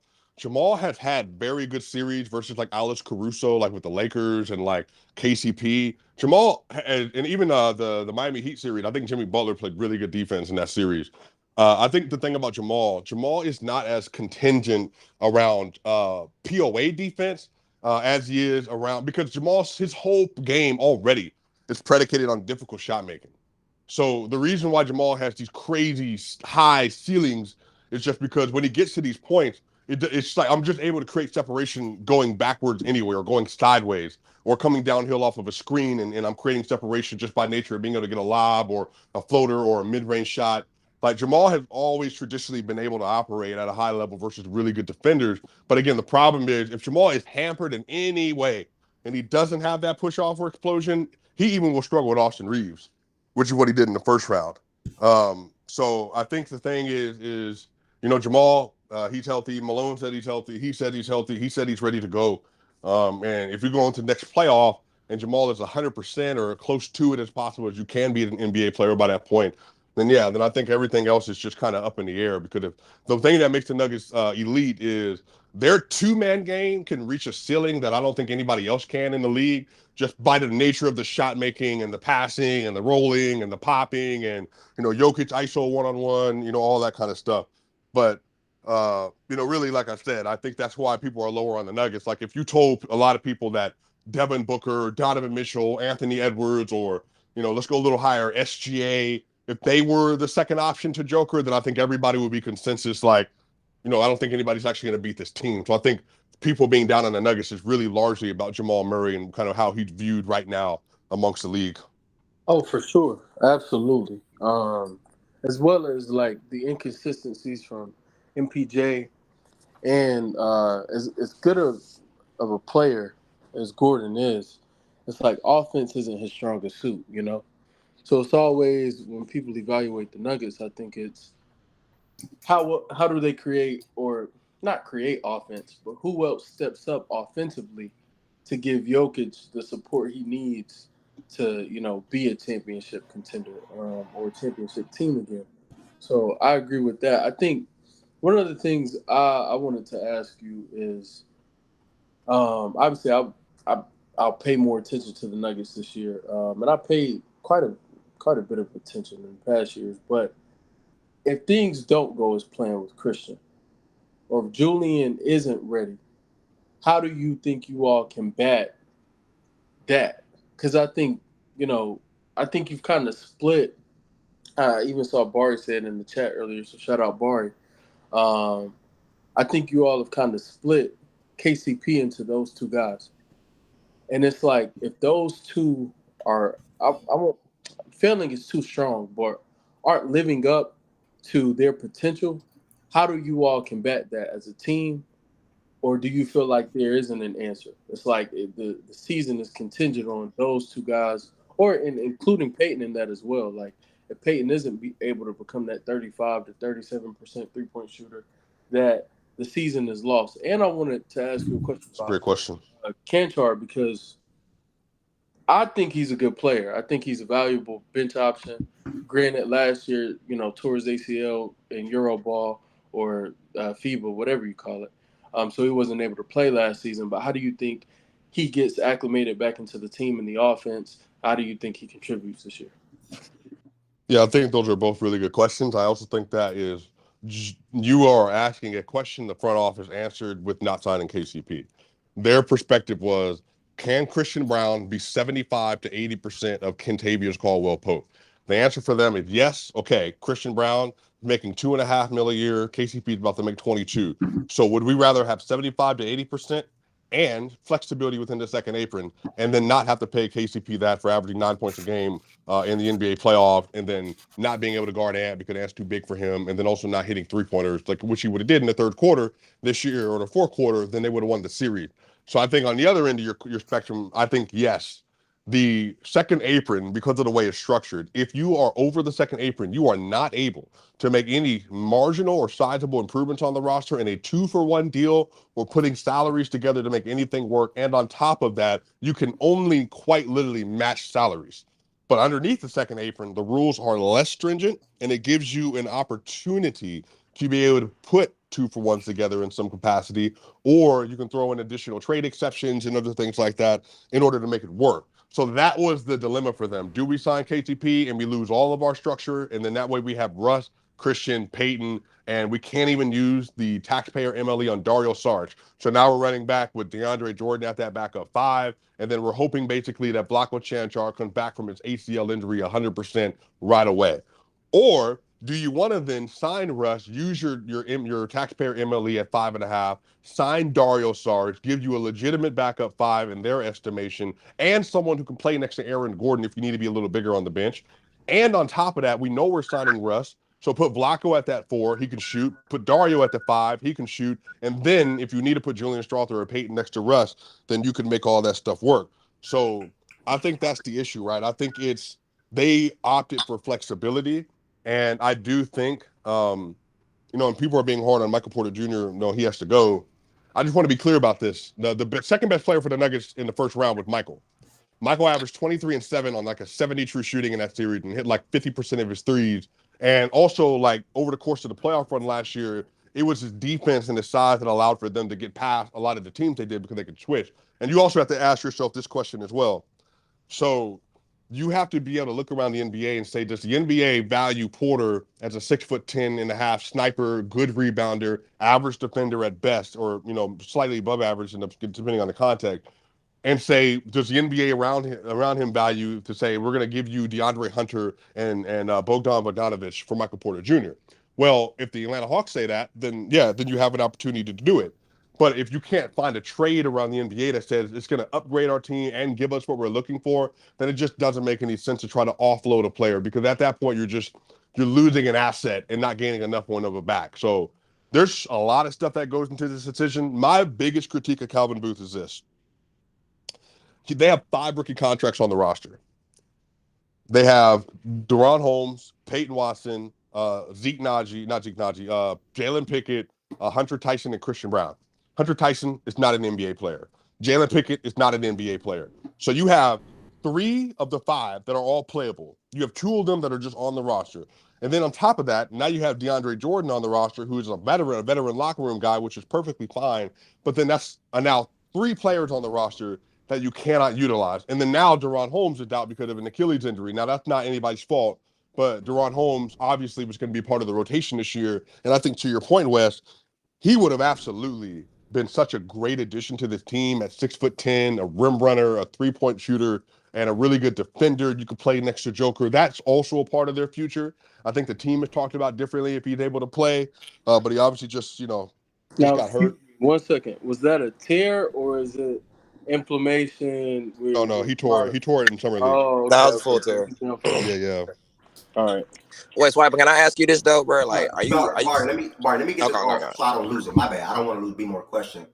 What do you expect the postseason bench rotation to be for the majority of the matchups? And if exceptions will be made, what swaps do you expect to happen? Yeah, so the bench in the postseason will probably be Murray, Russ, Porter, Murray, Russ, Porter. I would say probably Gordon at the 5, and then they'll figure out like whoever's going to be that. So it could be Peyton, it could be whoever, or it could just be those 4. Like, we'll have to find out. But I think Murray and Russ are going to play together, and I think some of that comes down to Jamal. Jamal is legitimately one of the best shooters in the league, off ball and on ball, like pull up, hesitation, like spot up 3-point shooting. I think he's going to have to be able to accelerate that a little bit as a movement shooter when Russ is out there with him, just because that's what Russ is going to be able to do at the highest level. I think Aaron Gordon and Russ, their pick and roll will still be very effective. But I think some of this is like, it depends. Like, if we get to midseason and say it's not working out, I mean, everybody's seen my tweets. I don't know if Chicago would take a first in Zeke or first in Zeke, and if you got to include one of Julian or Christian in it, I'd be more than willing to do that.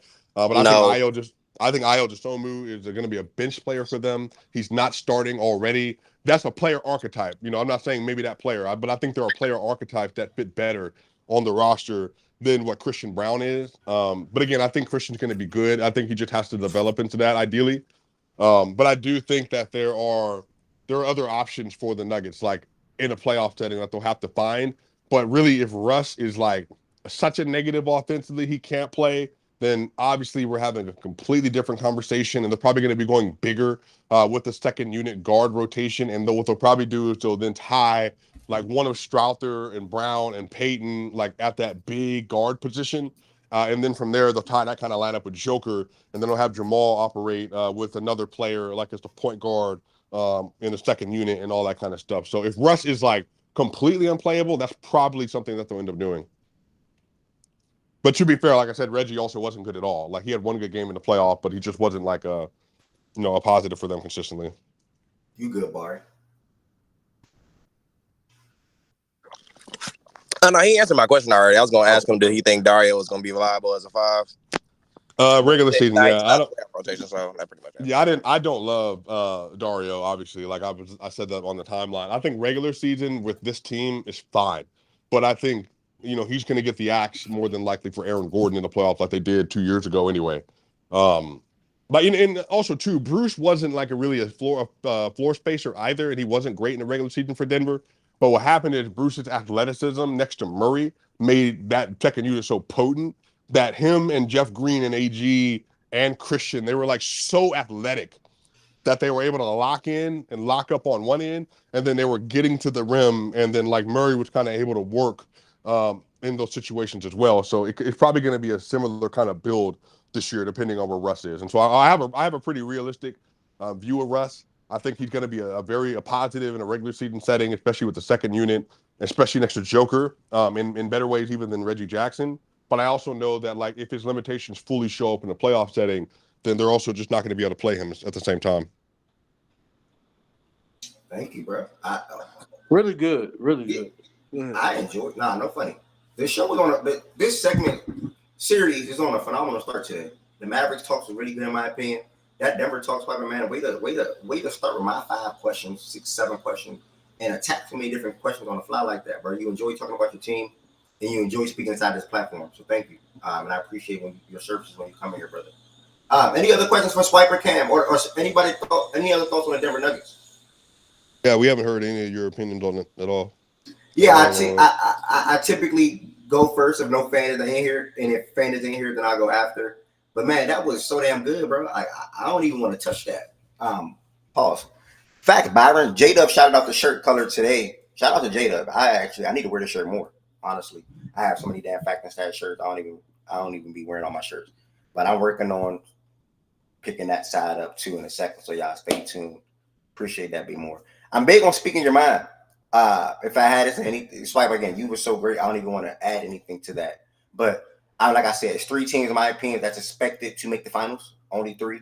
Or OKC, a little inexperienced with the age, but they have a roster and a team to be able to reach that level. Dallas Mavericks, you have the Western Conference Finals experience, you have the NBA Finals experience, and then on top of that, to them, they feel like they improved their roster compared to last season, and I agree as well. And then I still view Denver as that team because you have the best player in the world. You still have your infrastructure, your core 4. KTP. Let's be reminded, guys. KTP was not viewed. They always had a core 4. KTP was just like a blessing. Let's be real. He was just like a blessing. So their core 4 is still Jamal, MPJ, Aaron, and Jokic. That's their core 4 guys. So as long as you guys have that 4, which is a really damn good 4, I'm gonna expect you guys to be at the cream of the crop as well.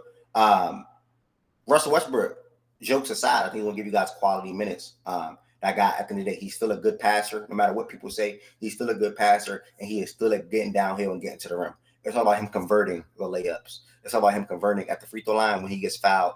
And it's all about him knocking down his mid-range pull-ups or even his outside shots if he take them. But more often than not, he's a positive when you look at Reggie Jackson and the minutes that he gave you guys. And just the player that he was for you guys. I mean, terrible shot taker. Not that good of a player. He's not bending or breaking down defenses. It was just Reggie Jackson. You know Reggie Jackson. He's been the same player all throughout his career. Whether he was in Detroit, whether he was in LA, and whether he was in Denver. I think he even played for the Magic. I could be wrong. But wherever he's been throughout his career, he's the same player. So I think Russell brings. That's a fact. Yeah, I think Russell. Yeah. I think Russell bring a lot of positives to Denver, especially the second unit. And it's not like he's running that unit by himself. You spoke to that perfectly. He's going to have Jamal on the court. That's how you got to do your rotations anyway. He's going to have Jamal on the court. He's going to have MPJ on the court. So he's going to have guys to the likes of him and his game where he can still excel in his role. Dario Saric, OKC with first average. Okay, hold on. I can't even read that right now. All right, I'm going to get to that in a second. Dario Saric, floor spacer, food on defense for the most part. But he's a guy that can space the floor for that second unit, which he'll be needed to do so. And then Charlotte, I love the comparison with Jordan Poole.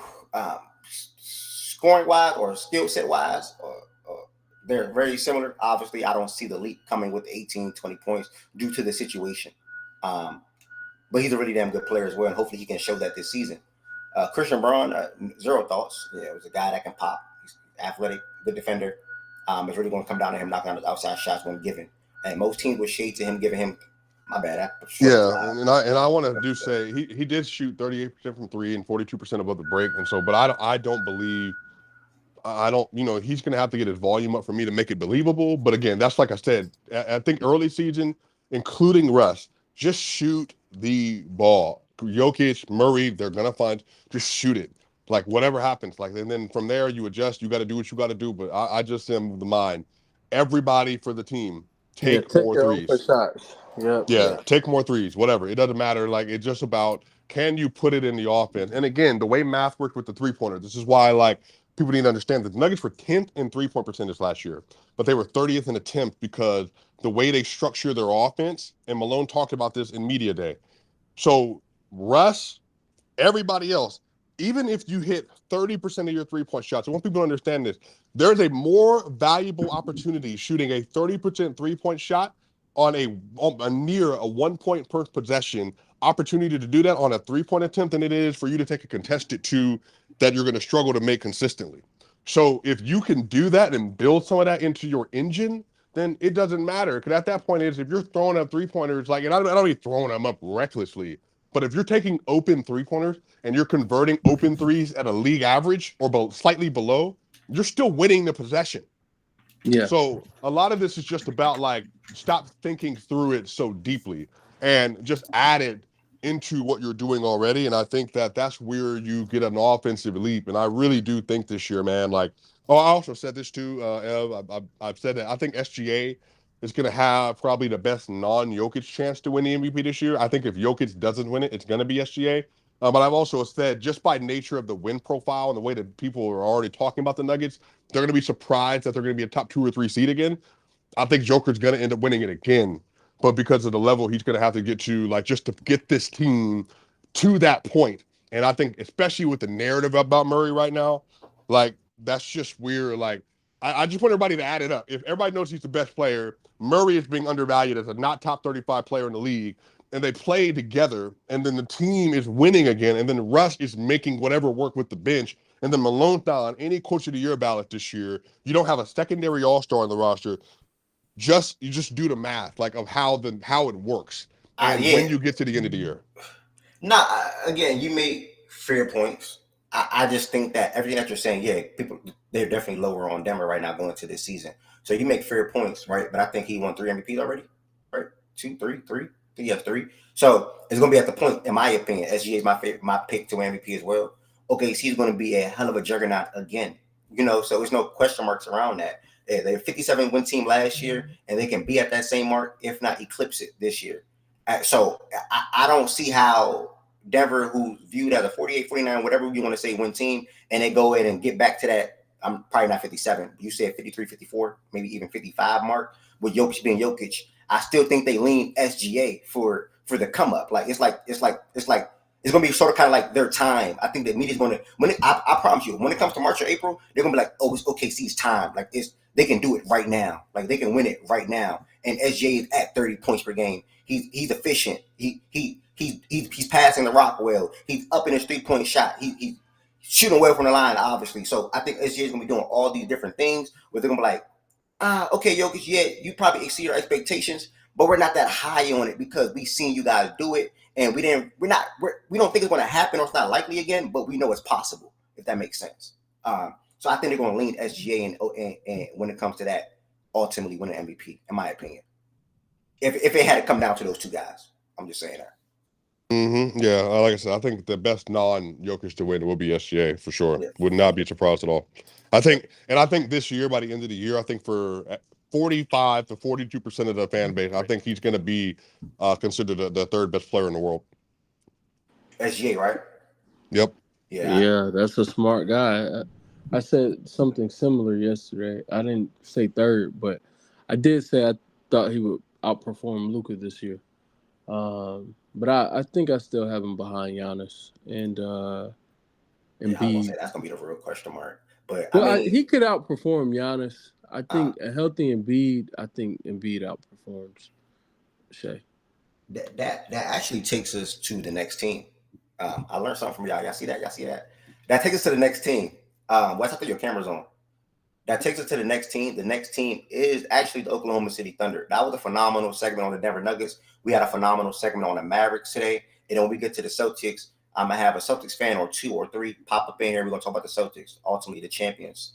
This next team is the Oklahoma City Thunder, who obviously I'm high on, who y'all just heard me talk about. They're going to be a fun watch, obviously. Big additions to their team. We talked about this Warriors like 2 weeks ago. Bethany, I told you that already. Wes, you know the rundown already, but if anybody may be watching this back or just joined the live YouTube, join the YouTube or whatever the case may be, this is the What's Next segment. We have 4 more teams to go, and I'm going to chop up the rest of the teams that we talked about already and get a lot out on YouTube today, tomorrow, and Sunday. And I will always tweet when it's now live on YouTube. So if you missed your team and you want to hear what we talked about or whatever the case may be, it will definitely be on YouTube within the next week. I have to get all these teams out by the 21st, preferably the 20th. And I only have like 6 or 7 uploaded so far. Yeah, that's not for you to watch, love. It's for everybody. I don't do things or say things for user a girl named Beth. Let me stay focused. Let me stay professional. Oklahoma City Thunder is next. For anybody that's watching, that's coming in or is going to rewatch this is again a series that I started last year, but I picked it up this year and brought it to the show. And now we're at the Thunder. So I asked if we have a fan of the respective team in here. I asked them, do they think they're going to go over under their win total from last year? What do they think is going to be the biggest differences from last year to this season? Positives and negatives. And then I asked them like how they think they stack up against their other teams in the conference, et cetera, et cetera, et cetera. Wes knows the rundown already. Wes is an Oklahoma City fan. So I will ask him questions after he goes and probably even chime in myself after he goes. But I appreciate your presence, brother. I appreciate you being in here. And I appreciate you waiting and so patiently. You was ready to talk Thunder like earlier this week to talk about your team. Last year, y'all won 57 games, bro. Do you think y'all go over under that mark? And then biggest differences from last year to this season, expectations to you, and et cetera. Yeah. So I think we sit right at 58. I no goods. I think 60, and I think it's a reasonable goal. I'm gonna say 58, and I will say this: I don't want us to try to burn ourselves out in the regular season, um, getting 65 wins or 63 wins or anything like that. If we're playing at that level, it is what it is, and if we're just that much better than other teams, so be it. But again, I don't want us burning ourselves out chasing wins, so I'm gonna just conservatively, I'll say over, but I'm gonna sit at 58 with that. In terms of the rest, I wish there was I wish you had pinned this in the like the questions because I don't remember what other questions, but I'll just speak about the team. And if you have anything specific, just ask. Um, I think our biggest offseason additions, obviously Alex Caruso and Isaiah Hartenstein. We gave him a big bag to come be our backup center. But I think his value is much more than just in being a backup center. I think he is really capable of, in spots being like an offensive hub, and not in terms of scoring, but running your offense through a guy. I think defensively, he can be the head of a unit as a starter or as a backup. So those things are really really impactful and important for whatever we try to do this year. And then also citing Alex Caruso, subtracting Giddy. He was one of our key subtractions.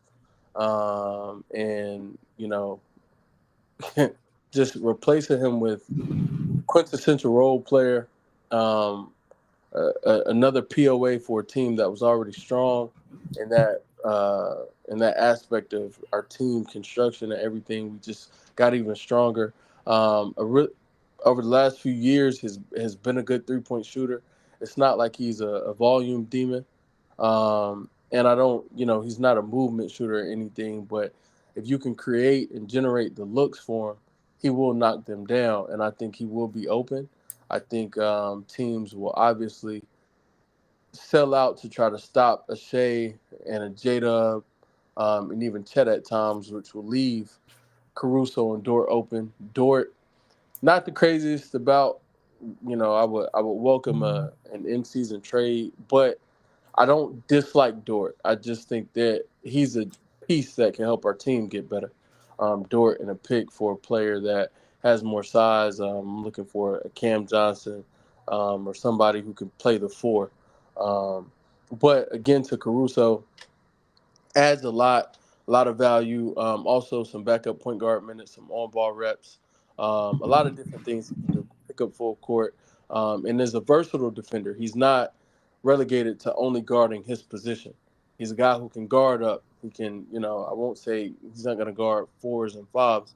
Well, but in certain fours in this league, because of the stretch nature of the league now, and not having set body types for positions anymore.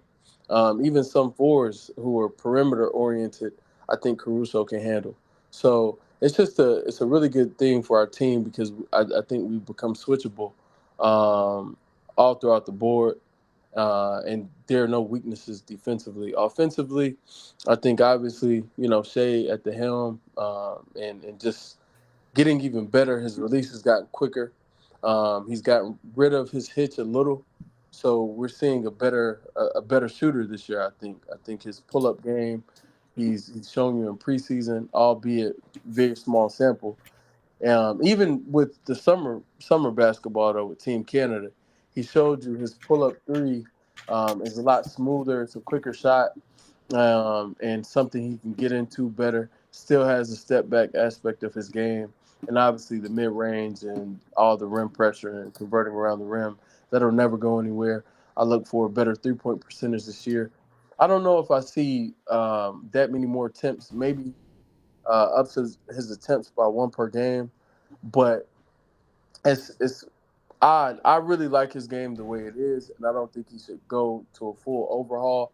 I think it's just adding things to the arsenal. But I like his approach to the game. I like how he plays, so that's good. I think Mark will continue to run. J Dub is like our secondary creator when Shea sits, and I think we'll still build things around him. But I also like, Kaysen, second year. I think he'll be better. I look for better on ball, um, better on ball reps when he gets that opportunity this year as opposed to last year. Obviously, still being a good 3 point shooter, still spacing the floor, still being a good defender. Well, he's not really a spacer, but this year he may end up showing he has to be respected and could add that element to his game. But I still look forward to him knocking down shots and converting. I look for Chet to be stronger, be better off the dribble, taking advantage of any mismatches, as well as I think for our offense as a whole, we will incorporate getting him the ball more on pick and rolls instead of just having him pick and pop so much. Typically with J Dub, he rolls to the basket a little more because J Dub is looking for that. I think he's been or he was better than Shea at that last year in terms of getting the ball to the rolling big man. But I think Shea will. That's another aspect of his game that I expect to improve, and I look forward to seeing him utilize Chet more in that role as opposed to just having him be a stretch. But I like the art he's added to his shot, the little changes he's made, and I think that'll bode well, hopefully, throughout the season. And yeah, Aaron Wiggins, you know, and a long list of other guys. I don't think Jalen Williams gets a lot of PT this year, but he's still there if, any injury or we need spot duty. Um, Obviously have Isaiah Joe. I expect another good campaign from him. And it's like, yeah, I think our team is in line to be able to have things run through OKC, and I think that's important with Chesapeake. I think our arena is still called Chesapeake. Maybe the name has changed, but Yeah, I just look forward to a more seasoned ball club this year, and a team that just has things in play. We have same coach, same philosophy, and we have even better personnel now. So I expect, ceiling is the roof, to quote MJ. I think big things are to come. Still have Kenrich Williams on the ball club, so hopefully whenever he's called upon, hopefully he hoops. And we have two good rookies in AJ Mitchell and Dylan Jones. I don't think they get a lot of PT, but in case of any injury, God forbid, I think, they may be able to fill in and give good spot duty with the way they're looking so far. So that's my outlook. Any predictions? I think Shea will have a top 3 finish in MVP. I would love for him to win it. I'm gonna say top 3 finish and hope for the jewelry or silverware coming back home, but I'll just say top 3 finish for now. I do expect the number 1 seed in the Western Conference, but top 3, anything outside of top 3, I think would be disappointing. A good shot for Mark to win Coach of the Year, but maybe not. These things are all over the place at times. But yeah, just really good team, really good season ahead. So that's it. That's my long spiel. Yeah, I mean, any follow up that you have for me, you actually tied it in. You actually tied it into it every single time. Like that was well said, bro. I literally don't even have a follow up. I do have one thing to say from somebody in the chat, and then I'm gonna go to Eli. And if I have a question for both of you all, it will come up. But again, you answered so many different things in your open talk. That was amazing, bro.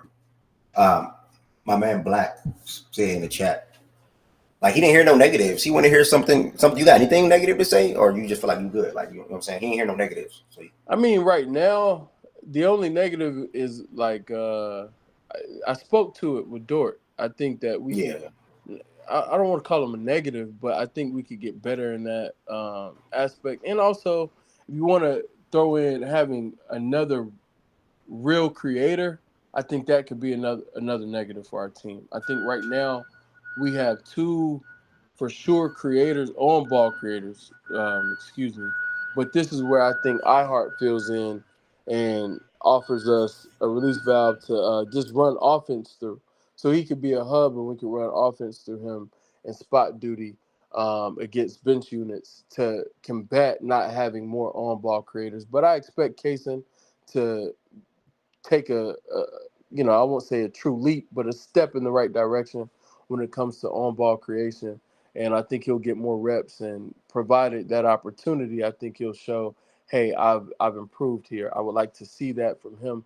And then, like I was saying for Caruso, I don't expect him to truly create offense, but just being another ball handler and somebody who, if Mark calls a set play, I think he could, potentially, hopefully, stand at the top of the key and deliver a pass to get us into our action and let everything else unfold. So those things, but really, those two things, Dort's place on the team, and just really it's a size thing. He's 6'4". He's very, very strong, but I would like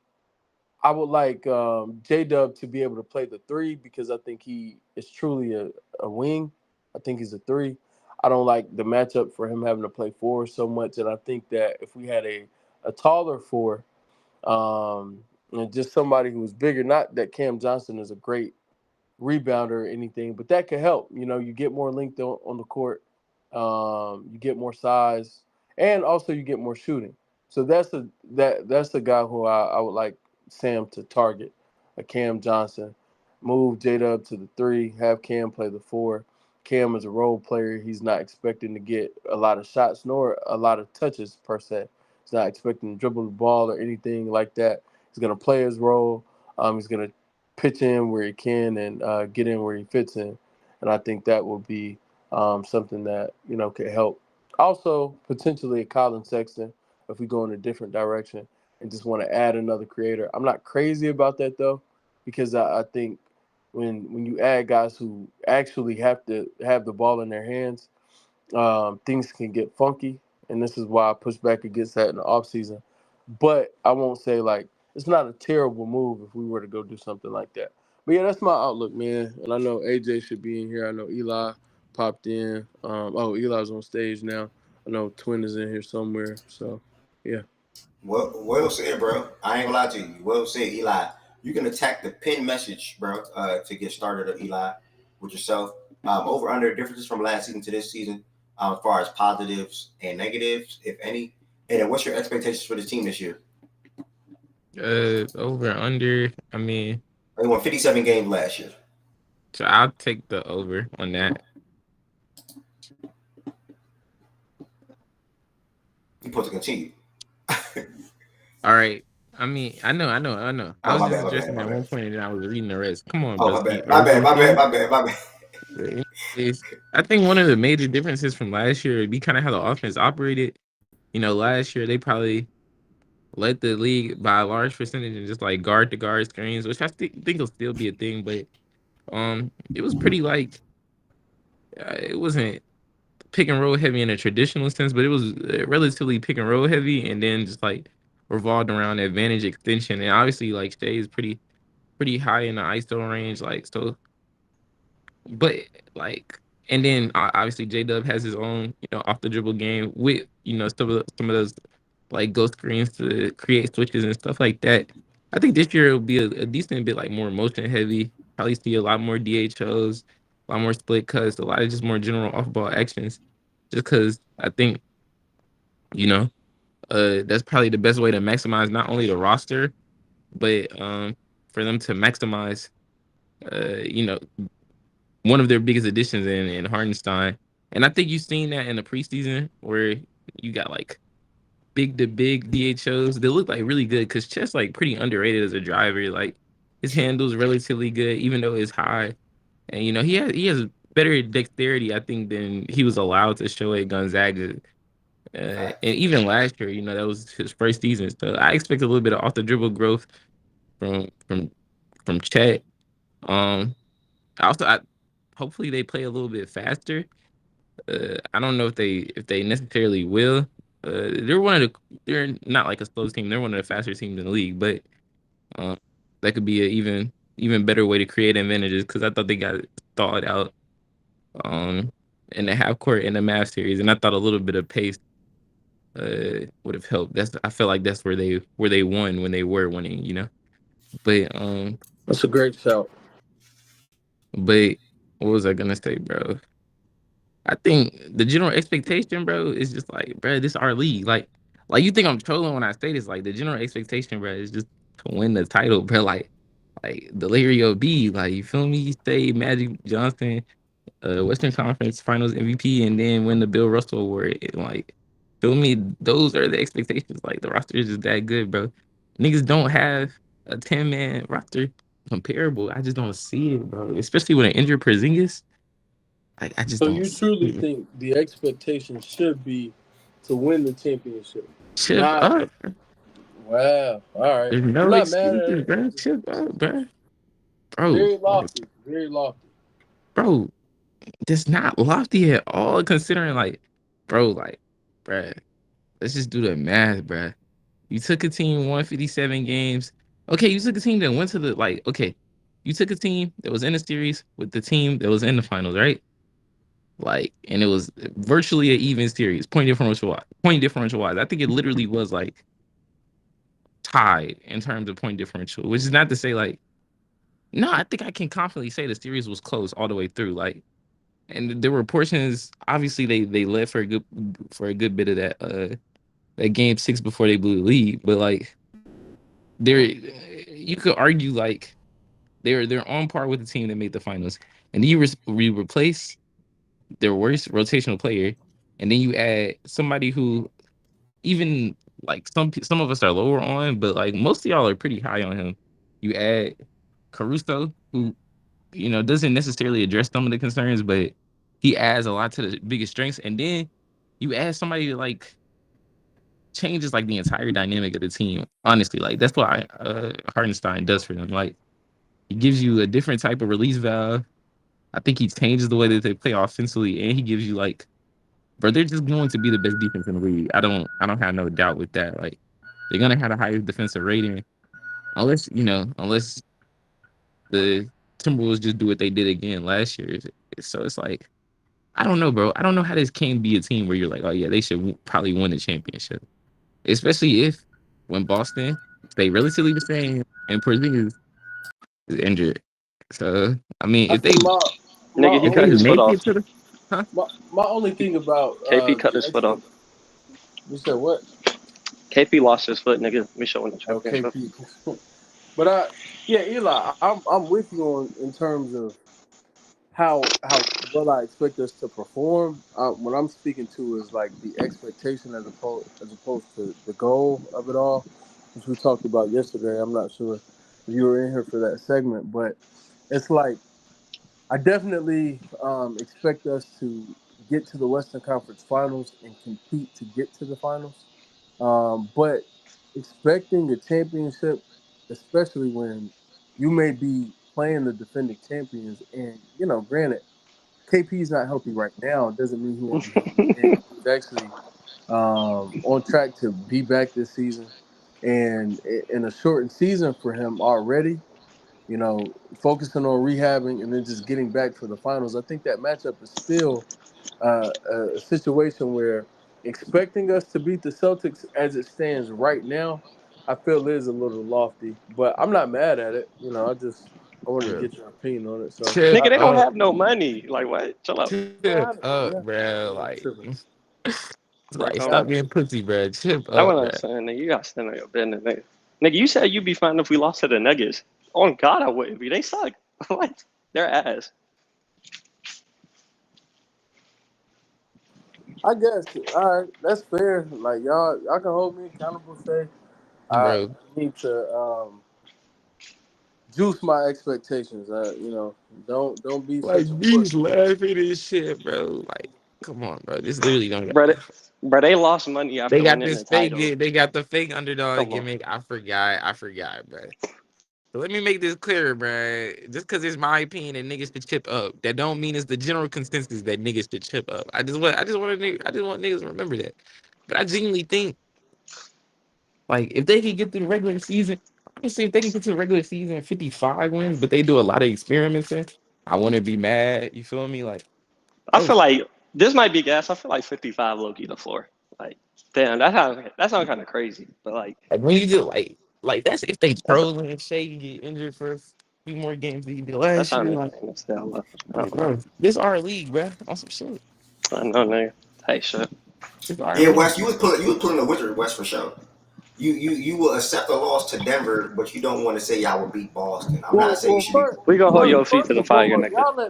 y'all let people say any. I didn't say, oh, I'll accept it. I said I think it's like we could lose to Denver. I still do think that's a series that we could lose again, which I added more context Jamal Murray is a that hobo. they're playing at the level that they've shown that they can reach, Mhm. because they've shown they can reach a championship level if they are able to regain that and match that again. I think that us losing to them in a series in the Western Conference Finals would not be a disappointment for me because my expectation is Western Conference Finals. My goal is the finals or championship, you know? So I'm not pulling the Wizard. Wizard was saying that he he thinks that they'll beat all these other teams and but didn't want to say his expectation is the finals. Mhm. I West, expect us to be in the Western Conference Finals, and depending on our opponent, it'll shape how I look at that series West But and you West. depending on your opponent. But you don't think anybody and in the how, West. how they're playing at that point. You said I don't Okay, think what, okay. No, okay. because yeah, like it is. We're in October before the season started. I think there. I'm a wait and see. I have an expectation, and we can revisit this later on in the season, later on when it's done. And again, all things depend on what's going on at the time. This is, I could say, hey, I expect us to win a championship. Fine, I can say it, but I don't think that it means much. I do expect us to be one of the last four teams standing, and I think anything less than that is a disappointment and a failure. And then we will see how the other team we would face in the Western Conference Finals, who they are, what they look like. There's a long season ahead of us. Additions could be made, trades could be made. It's a lot to go on, but I do expect us to be one of the last four standing, regardless of anything else that happens. And I think that's fair. All right. Hey AJ. Is that Jordan Woods? Hello? Yeah. You remember when the Lakers added when they won the Russell chip Westbrook? Yeah. no, when the Lakers won the chip and when they added like Mark the and top two six men from the year before? Dennis and Comparing Montrez. Caruso to Dennis and Yeah. Trez. No. I'm about to positively compare them. Which y'all did. This is what we thought we did back then. What y'all did this offseason is what we thought we did with that offseason. Like Right, y'all nigga, that added was like a two of the squad. best role That players in the 21 team. NBA, bro. Like That 21 team was a squad, though, nigga. but like imagine if like those two players that we added. I mean, we had Caruso already. Were like the two players you just added. Like what if they look like actually, viable? And you got rid of your playoff? worst player, like the worst player on your team. Yeah, and that's like Type what shit. y'all just did. Like y'all weren't I us mean, before there's that, but like, still, again, though, with everything that's being said, J-Dub has to take a leap, and Chet. He doesn't. Don't speak on Chet, nigga. A leap. Don't say my demon name. J-Dub has to take a leap. I mean, don't care about okay, that a game, leap. nigga. A leap is too strong. He needs to take steps forward, and I stand by that. I don't even think you can disagree with that, Eli. He does need to take steps forward with shot selection. I think not that he takes a lot of bad shots or anything, but I would like to see his shot diet change a little bit. His shot chart should be more threes this year and less twos. It should look more like the player he should be versus Shai Gilgeous-Alexander, he because has he's to be the not Shai second option, right? Gilgeous-Alexander. Yeah. Yeah. You said no? I said yeah, No, nigga. he said Chet, yeah. Chet don't Yeah. got that much money. So, and then for Chet, yeah, like, I still want to see Chet improve as well offensively, for sure, in terms of not even so much volume. Just, okay, last year, obviously you were a rookie. You had some lows in your season. Can you be more consistent this year? And can you I know it's duplicate the that same preseason, bro, but success? you saying that already. Like, If J Dub he is putting the ball on the floor. in a series or in a game, Chet got to be able to go get you 20. I think. Right, Like, and we're talking the whole season. Yeah. Yeah, I do think it's important to, like, it's fine to be confident. Don't get too big for your britches, man. There are still things that our players and our team could improve on to help I'm gonna be us for real, reach Wes. whatever Hold on, you on that goals lane or nigga shit, Wes. expectations I'm gonna be for real. we We have. win All it. You on that lane nigga shit. We win the games off defense anyway, nigga. Like we should be like. right, all right. No, I'm not saying that to excuse anything you talking about. Like J Dub should get better. Chet should pick up the slack if that He nigga playing turned ass. 30, bro. Like, I'm not even like that's not like certain shit you questioning, like, oh yeah, this a question mark. Like, bro, I'm not gonna put a question mark by 23-year-old nigga who got better, like basically every year of his life getting better, bro. Like, Yeah, when you hit that little growth spurt, it was I'm kind of not over. saying. I think you're kind of But you just saying you didn't misinterpreting. see it yet. No, It's I'm just, saying that when the moment called for it, the biggest moment, he was not the best version of himself. I need that to improve, and I think even Eli and AJ. I mean, y'all may downplay it, but he wasn't good enough in the Dallas series, and some of it was about his approach to the game. And I'm speaking on his approach to the game, and some of those things changing. That is important, and also some of the things that he did really well in the regular season showed that, hey, in the postseason when teams hunker down and are gear up to guard you specifically and game plan to guard you and try to take away some of your strengths, his on ball creation when it came to separation and creating good shots for himself, it was not there. So I would like to see some of those things improve in his game, and to say that, I don't know. I don't feel like there's a need for pushback to that. Did I give you a pushback, or are you just talking about Eli? Eli said that. I was just asking, nigga. I just answered. Okay, nigga. So, Where you think like our defense gonna rank this year? I think we'll have a top 3 defense. I think we're gonna be the best defense. That's That Minnesota shit, like that shit finna hit like crack, nigga. They not doing that again.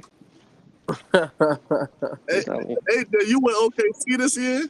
Bro, y'all niggas be so fanned out. Like, this shit sad, bro.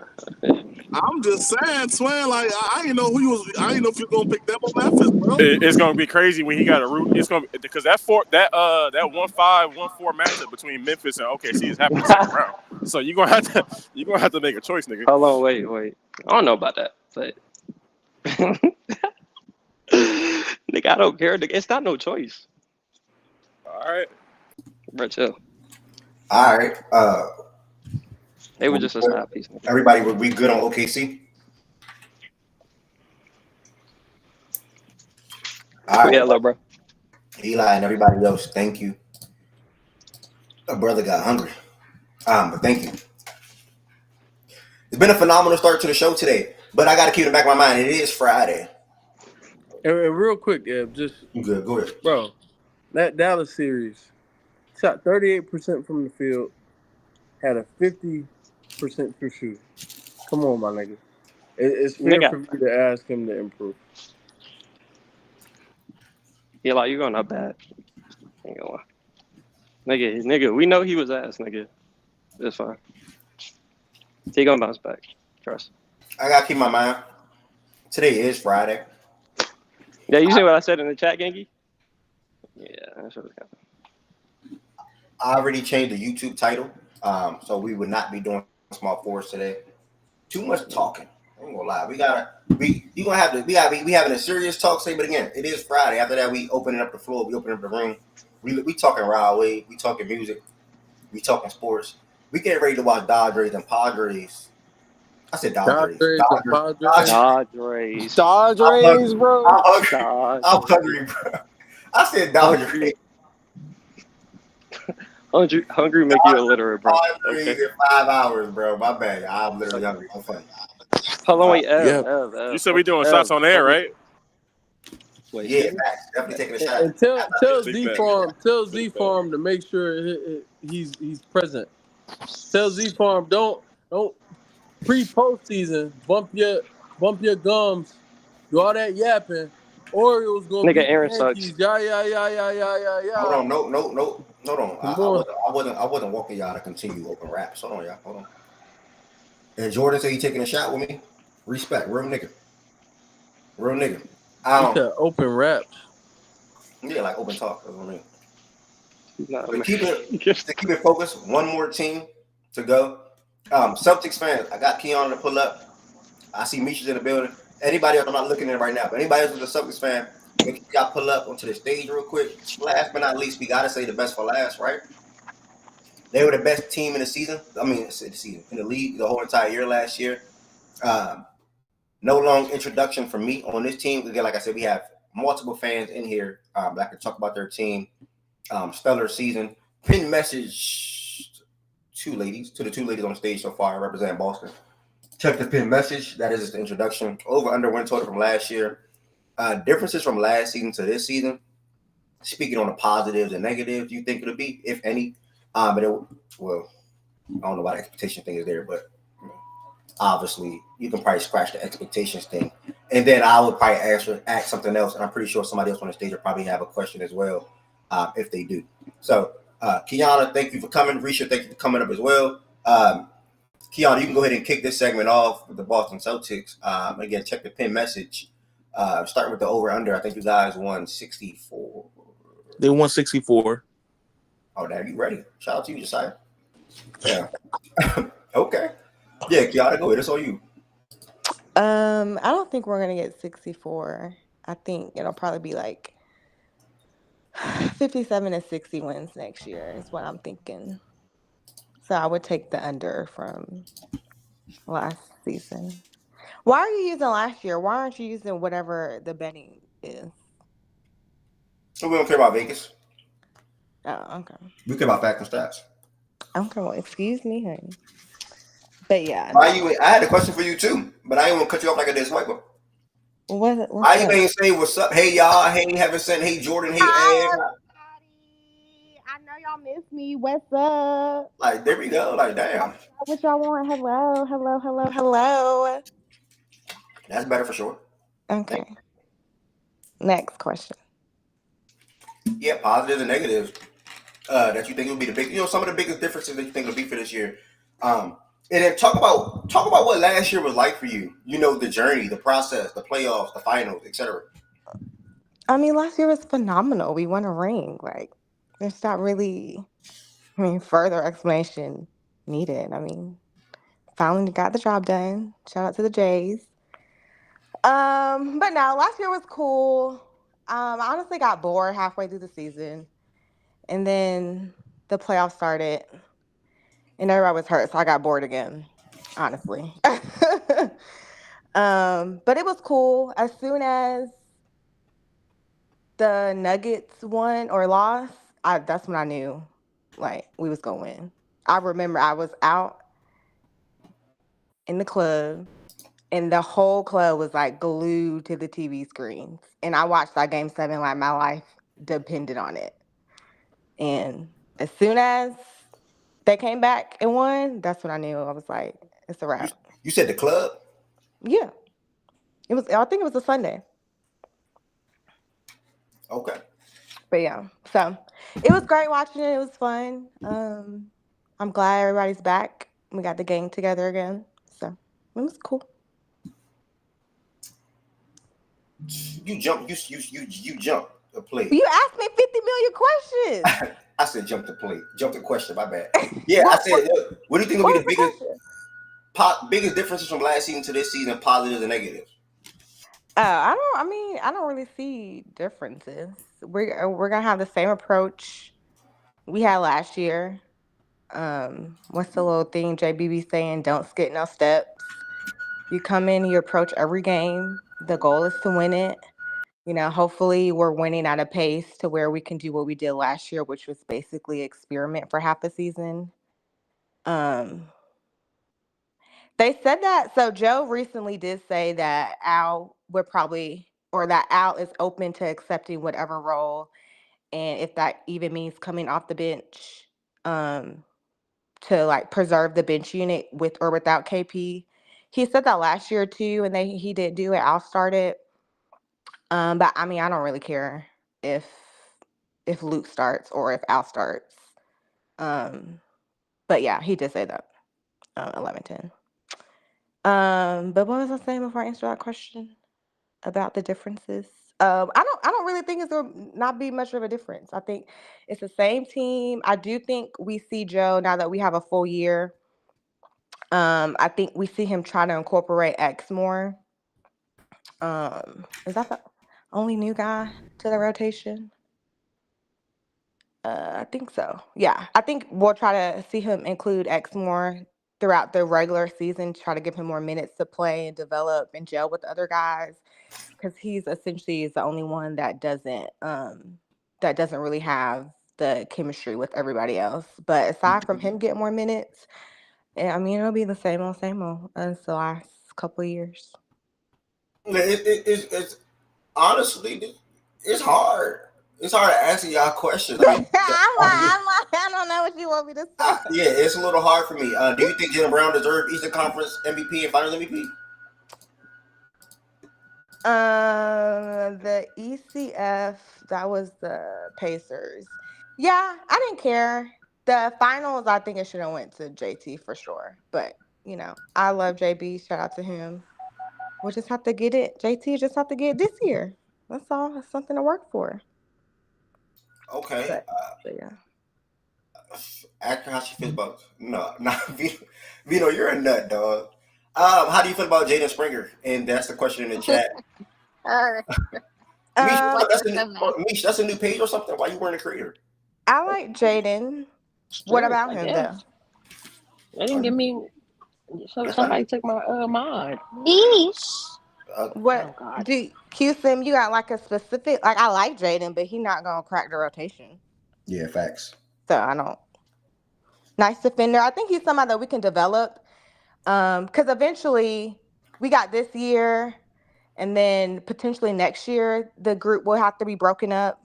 Maybe we can extend it to 2 years, but by the last year, first year, by year 4 for sure, the group will be broken up. So that will hopefully give him some time to develop to maybe get some real minutes. But he's not getting no real minutes as long as the roster is constructed as is. So nice defender, cool. He'll play garbage minutes, but that's really it. Well, a couple of teams in the conference. Oh, what's about to say something after this? A couple of teams in the conference. Yes, the Celtics are still for sale. I don't think they've actually started taking bids yet. I can't remember when that is, but it's soon. But yeah, they are still for sale. Oh, you talking to We're Black? in Dubai, so hopefully we have some suitors. They're not going to get bought out for like a few years, though. So Yeah, it's going to be a process, but it's going to be a while. But they haven't even started like taking actual like real offers yet. A couple of teams in the conference, just like I asked everybody else, for teams, particularly the West or in the East, that's viewed as one of the best teams in the conference or the best team in the conference. A couple of teams made some moves to try to get to y'all level. Knicks, Sixers, sort of kind of Bucks. Are you looking at them as a threat? Like, how do you feel about the matchups? Are you still 100% comfortable? Like, how you feeling? Yeah, I mean, the matchups are, none of them pose matchup problems, respectfully. But with the Knicks, they have Mikal and OG, which is nice. But I mean, we're just gonna pick on JB and Cat. I mean, Tatum's gonna abuse Cat. It's gonna be ridiculous. With the Sixers, it's A healthy Embiid. Let's say Embiid is healthy. I don't care if Embiid. We guarded him really well. Yeah. Like what? I'm not worried about the Sixers, but I do think so. Let me say this so I don't sound crazy. I definitely think that all of the teams got better in the East for sure. Right. All got better. I think, Giannis, no, he's old. but as far as like giving us a real like matchup problem, they haven't achieved that. But against each other or against the other teams in the West or in the East, yes, 100% agree. I think the Knicks have given themselves a real chance to get to the ECF. I think the Maxey, Paul George, Embiid triplet or whatever, obviously He turns back the clock. a much upgrade over last year. And I think for what the Bucks could do as far as like only signing vet men's, I think they did the best that they could do. Facts. But as far as matching up with us, we're one of the only teams aside from, well, no, we're the only team in the East that can consistently put out two-way versatility at almost every position consistently. And until there's another team that can match that, we're just not going to have a matchup problem. So those are my thoughts.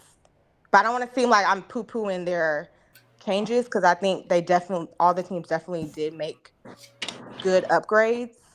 But they're just not. I don't have a concern about beating them in a series. This is my opinion. I think it goes back to what Kiana just been saying. It's just too much of a math problem for these teams. That's just really all it comes down to. It's a math problem. So.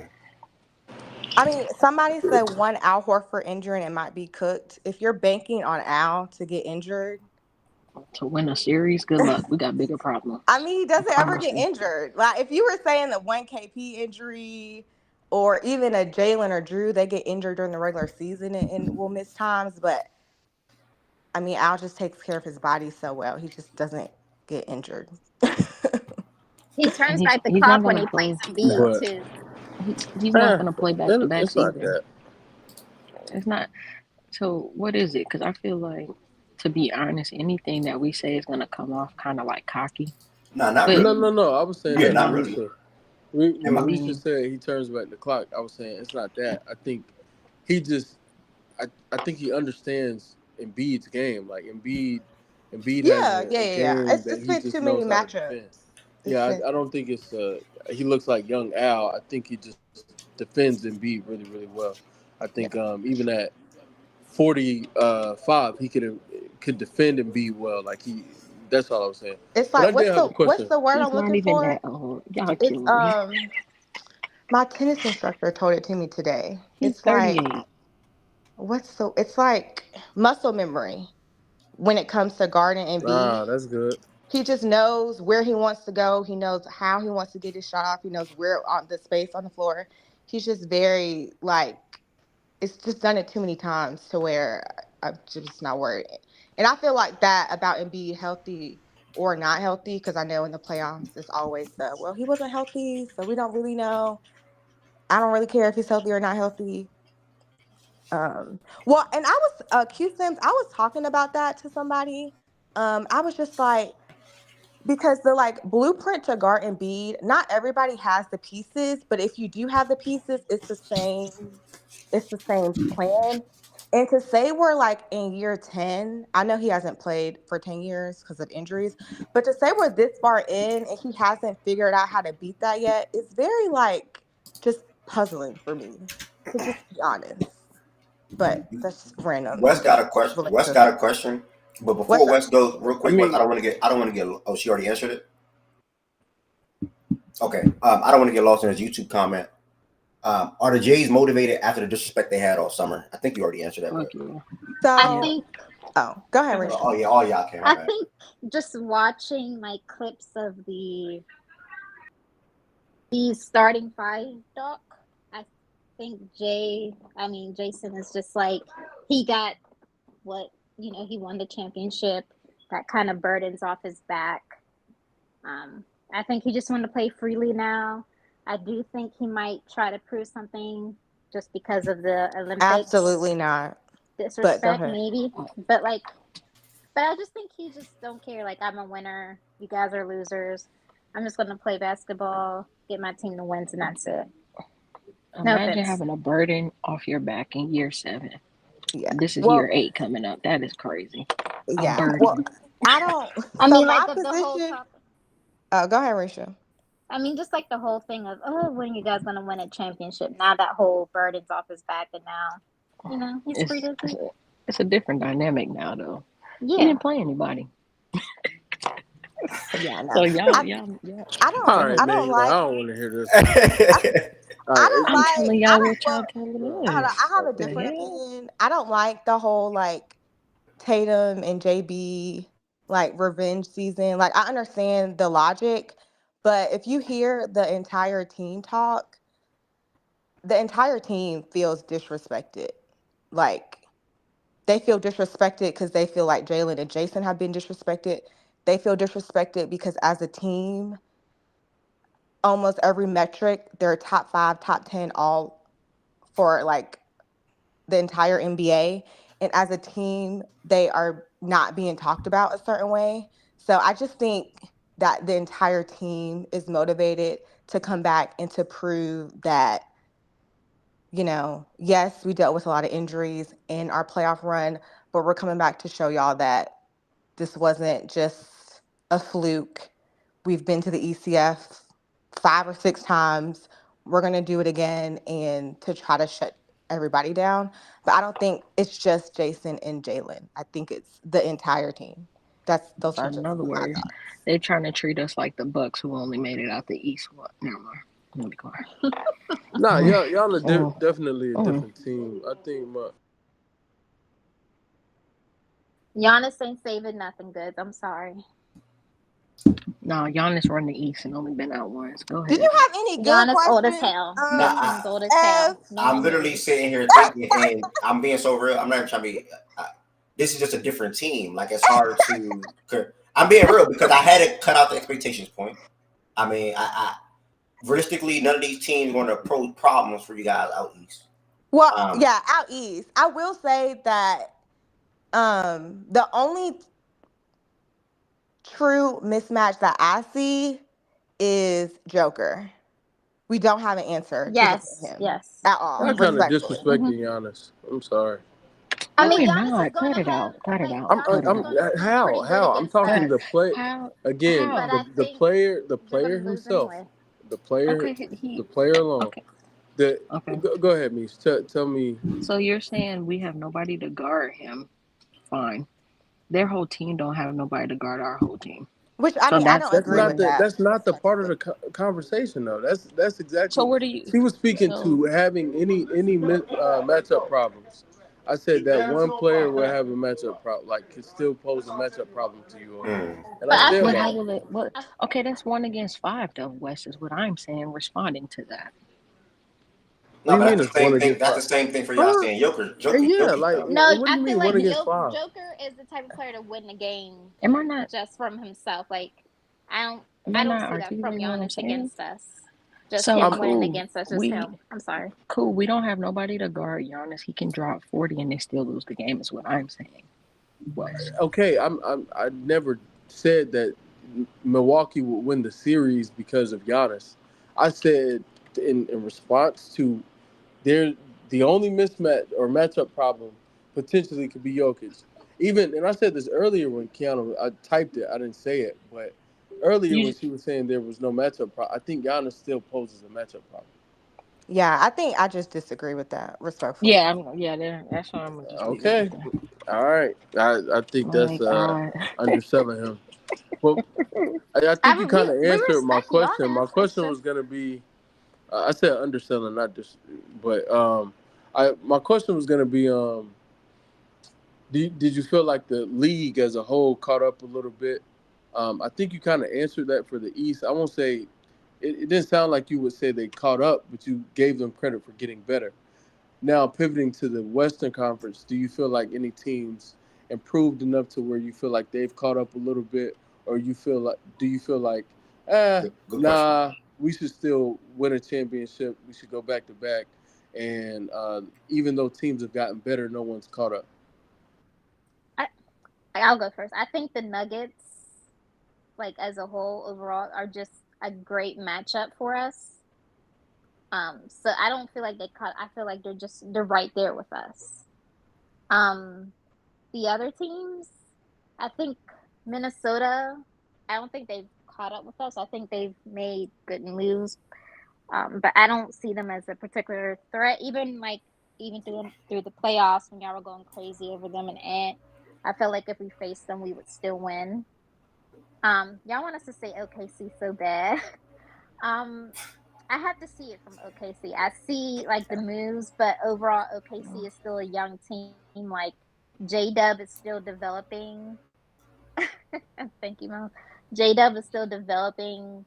Um, the Alex Caruso move is great. I don't know how that's gonna. I'm not really moved by that, but like Isaiah like Hardenstein, I think he's good with them with Chet, but I'm still not like I'm still not like thinking you guys are a threat. I still think you guys are still a team that's still developing into something. I think you guys will make a good playoff run, but if we face y'all, I think we will win. No offense, OKC fans. No I just taking. have to. That's I just and have that's to how you see all it. should You feel. know. Yeah, I just nah, have to see it. You know. that's very valid, very fair. Yeah, To be I honest, think. I can. What? Oh, go ahead. What you about to say? I was gonna say attack. I want to drop to attacking too. Oh yeah. I have like a list of maybe like 10 teams that I really want to watch this year, and OKC is on that list. Um, because I do think I like their moves this offseason. I think they're obviously a really, really great team. Um, but I think the talk is just like a little crazy.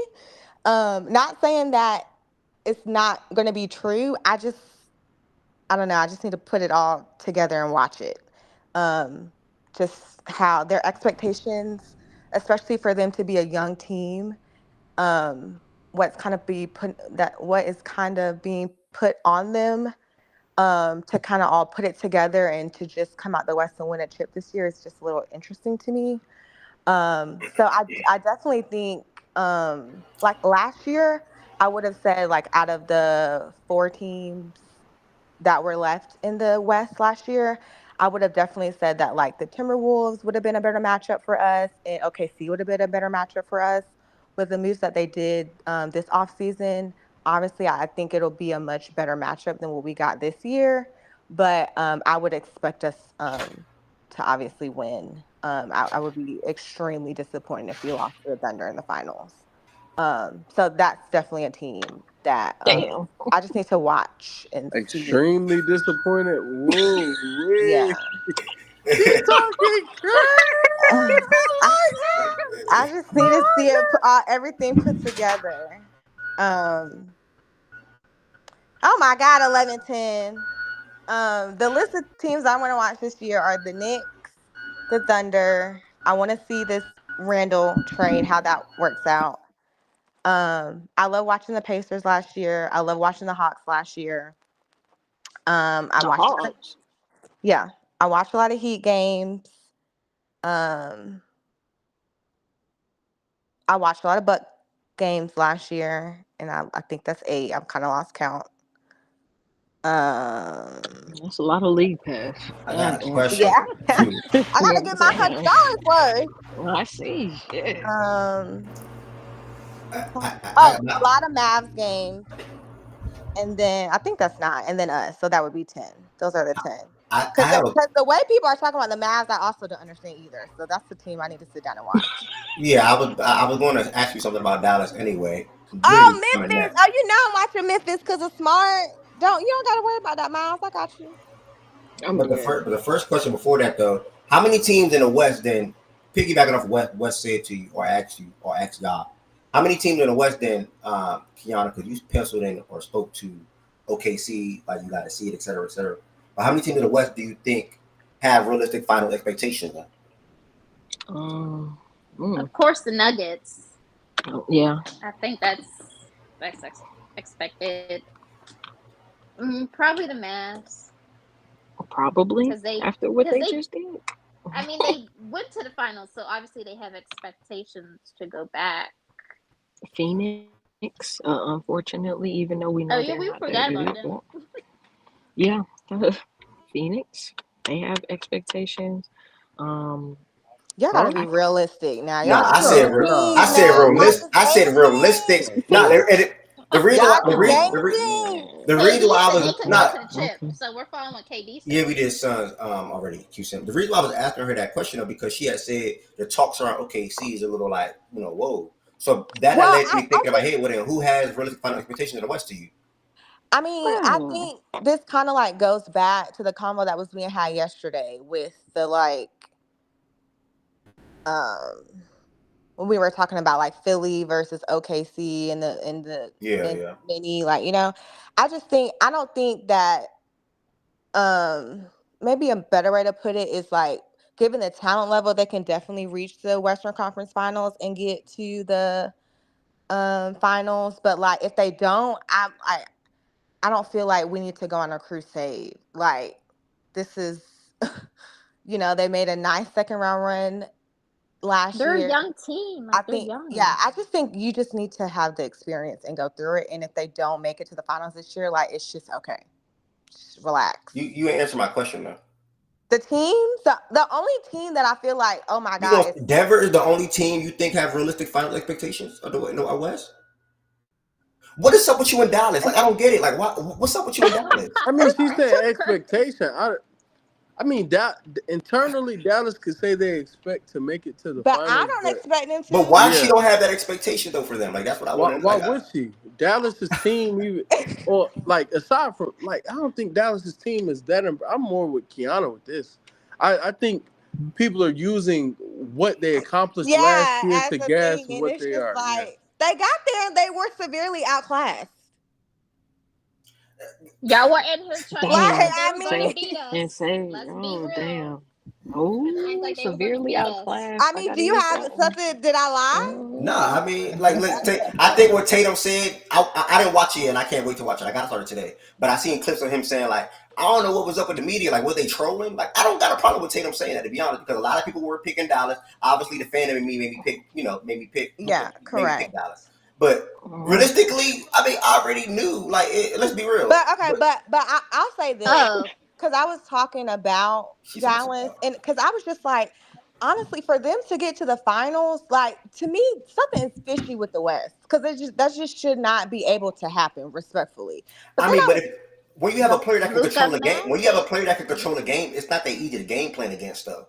Like we seen Minnesota struggle with that. Like that's not when you have a guy like Luca that can control Minnesota a or whole A? entire basketball game. It's not that easy to game plan against. That's how I look at it. So I think Dallas is always, and they always, they again, people might be lower on them for certain reasons, whatever the case may be. But you always got to view them as one of those teams, in my opinion, that can make it or that can be there at the end because one, you have one of the best players in the world, and then you have a good running mate alongside of him that can have highs and lows. I get it. When it's high, it's really damn high. He closed out multiple games in that Minnesota series, and then you have a good supporting cast around those guys. So it's like I don't understand how. to me, That sounds like some dark horse shit as yeah, it opposed does, to. and also to me, it sounds like the thinking that Luca can just like I guess carry you to the finals speaks on the levels of the defenses in the West because it's just like it just shouldn't. Yeah, but see, you like you said earlier, you guys were the Well, only I team don't agree out with east. that. I think you understand who Luca is Okay. offensively. Because the West has really good defense. I mean, they had two of the top three defenses in the league last year, if I'm not mistaken. And then like what else after that? I mean, they played both of those teams to get to the finals. That's not like And they fair. and they won those series because of like this literally what he did to them. He grabbed them. He I'm like, grabbed what both you of them. trying to do?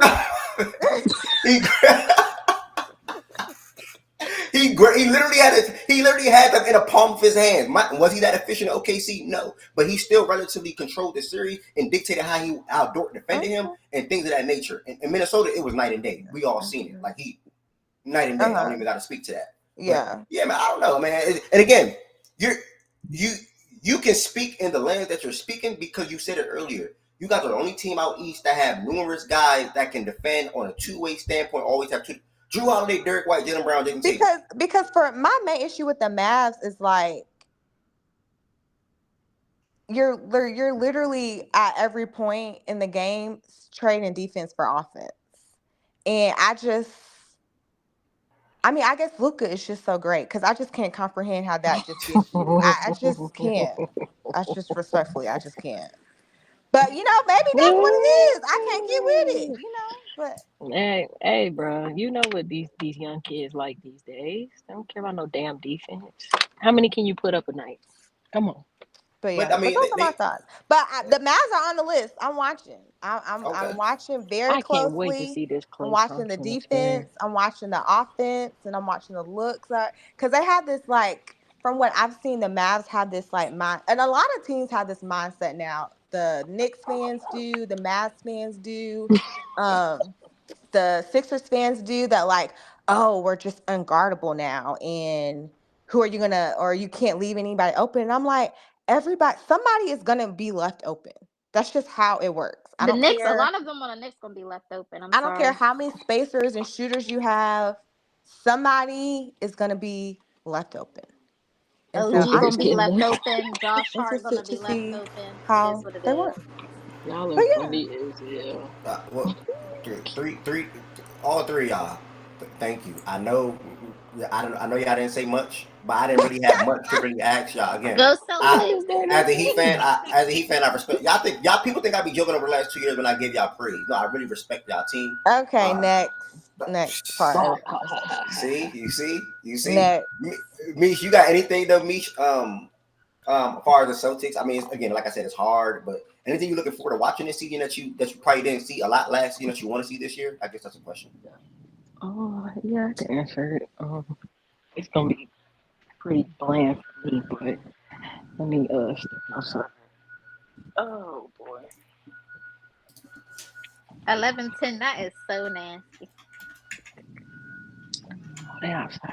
I'm standing here. For me, shit, we won a chip and I disappeared. Cause after that, there's nothing more to be said, man. Like, y'all told me that these two would never win together. Y'all told me to go trade for KD because we'll have a better chance at winning the chip, and this dude can't even get out the first round. It just didn't make any sense to me. But I'm happy. My guys got the chip done. We got it done. This year, I think for me, I'm gonna look to see what more can Joe do. Let's see what Joe do. We're in year Yes, 3. I agree. I want to What? see him experiment this Yeah. year Yes, more yes, more yes. than What he did more can last Joe year. do? Mhm. What more can Joe do? Will he add some more new things? Because this guy is a psycho. After the championship, he wanted to go practice some more. Dude, you already won the whole thing. What are you practicing? He told JT he wanted to run some more play. Bruh, JT was like, bruh, get out my face. We're not doing it. So I'm interested to see, okay, cool. Everybody's seen what you put out last year. What is this year going to look like? Far as your coaching style, far as more experience now under your belt, you guys went on a finals run, won it. How can you get better from this, Joe? So I think that's the one interesting thing that I want to see moving forward. Like, how can he, build on his legacy some more? Like, far as like defensive matchups and stuff like that, and our coaching staff too. I don't think we lost anybody um, of significance. I think we're returning the same coaching staff. And as far as the players go, shit, the Jays get better every year to me. So I know JB need to work on them damn free throws. Tatum been working on his art on his jump shot and whatnot. So everybody just getting better. KP getting healthy. Um, I really don't have much to say. For me, it's just seeing who's gonna crack the rotation. We already know like our main like 8 guys, but does Lonnie Walker make the team? Jaden I don't think definitely. he is, which I is want him sad, to but though. I don't He's think gonna he is. be. He gives I O'Shea think he's gonna vibes. go to the G League team, Damn. but See, I don't think because um he's not even cracking minutes in the preseason games. Like he's at the end of the bench for that. I just don't. If you're not even gonna experiment with playing him in the preseason game when it's like whatever, I just don't unfortunately see him cracking their rotation. I also don't see them locking up this team and signing him to a 15th roster spot. And I don't see mhm. them waiving somebody to give him a roster spot either. So Mm. it sucks. Like watching him on media day was heartbreaking. He definitely deserves to be on a team.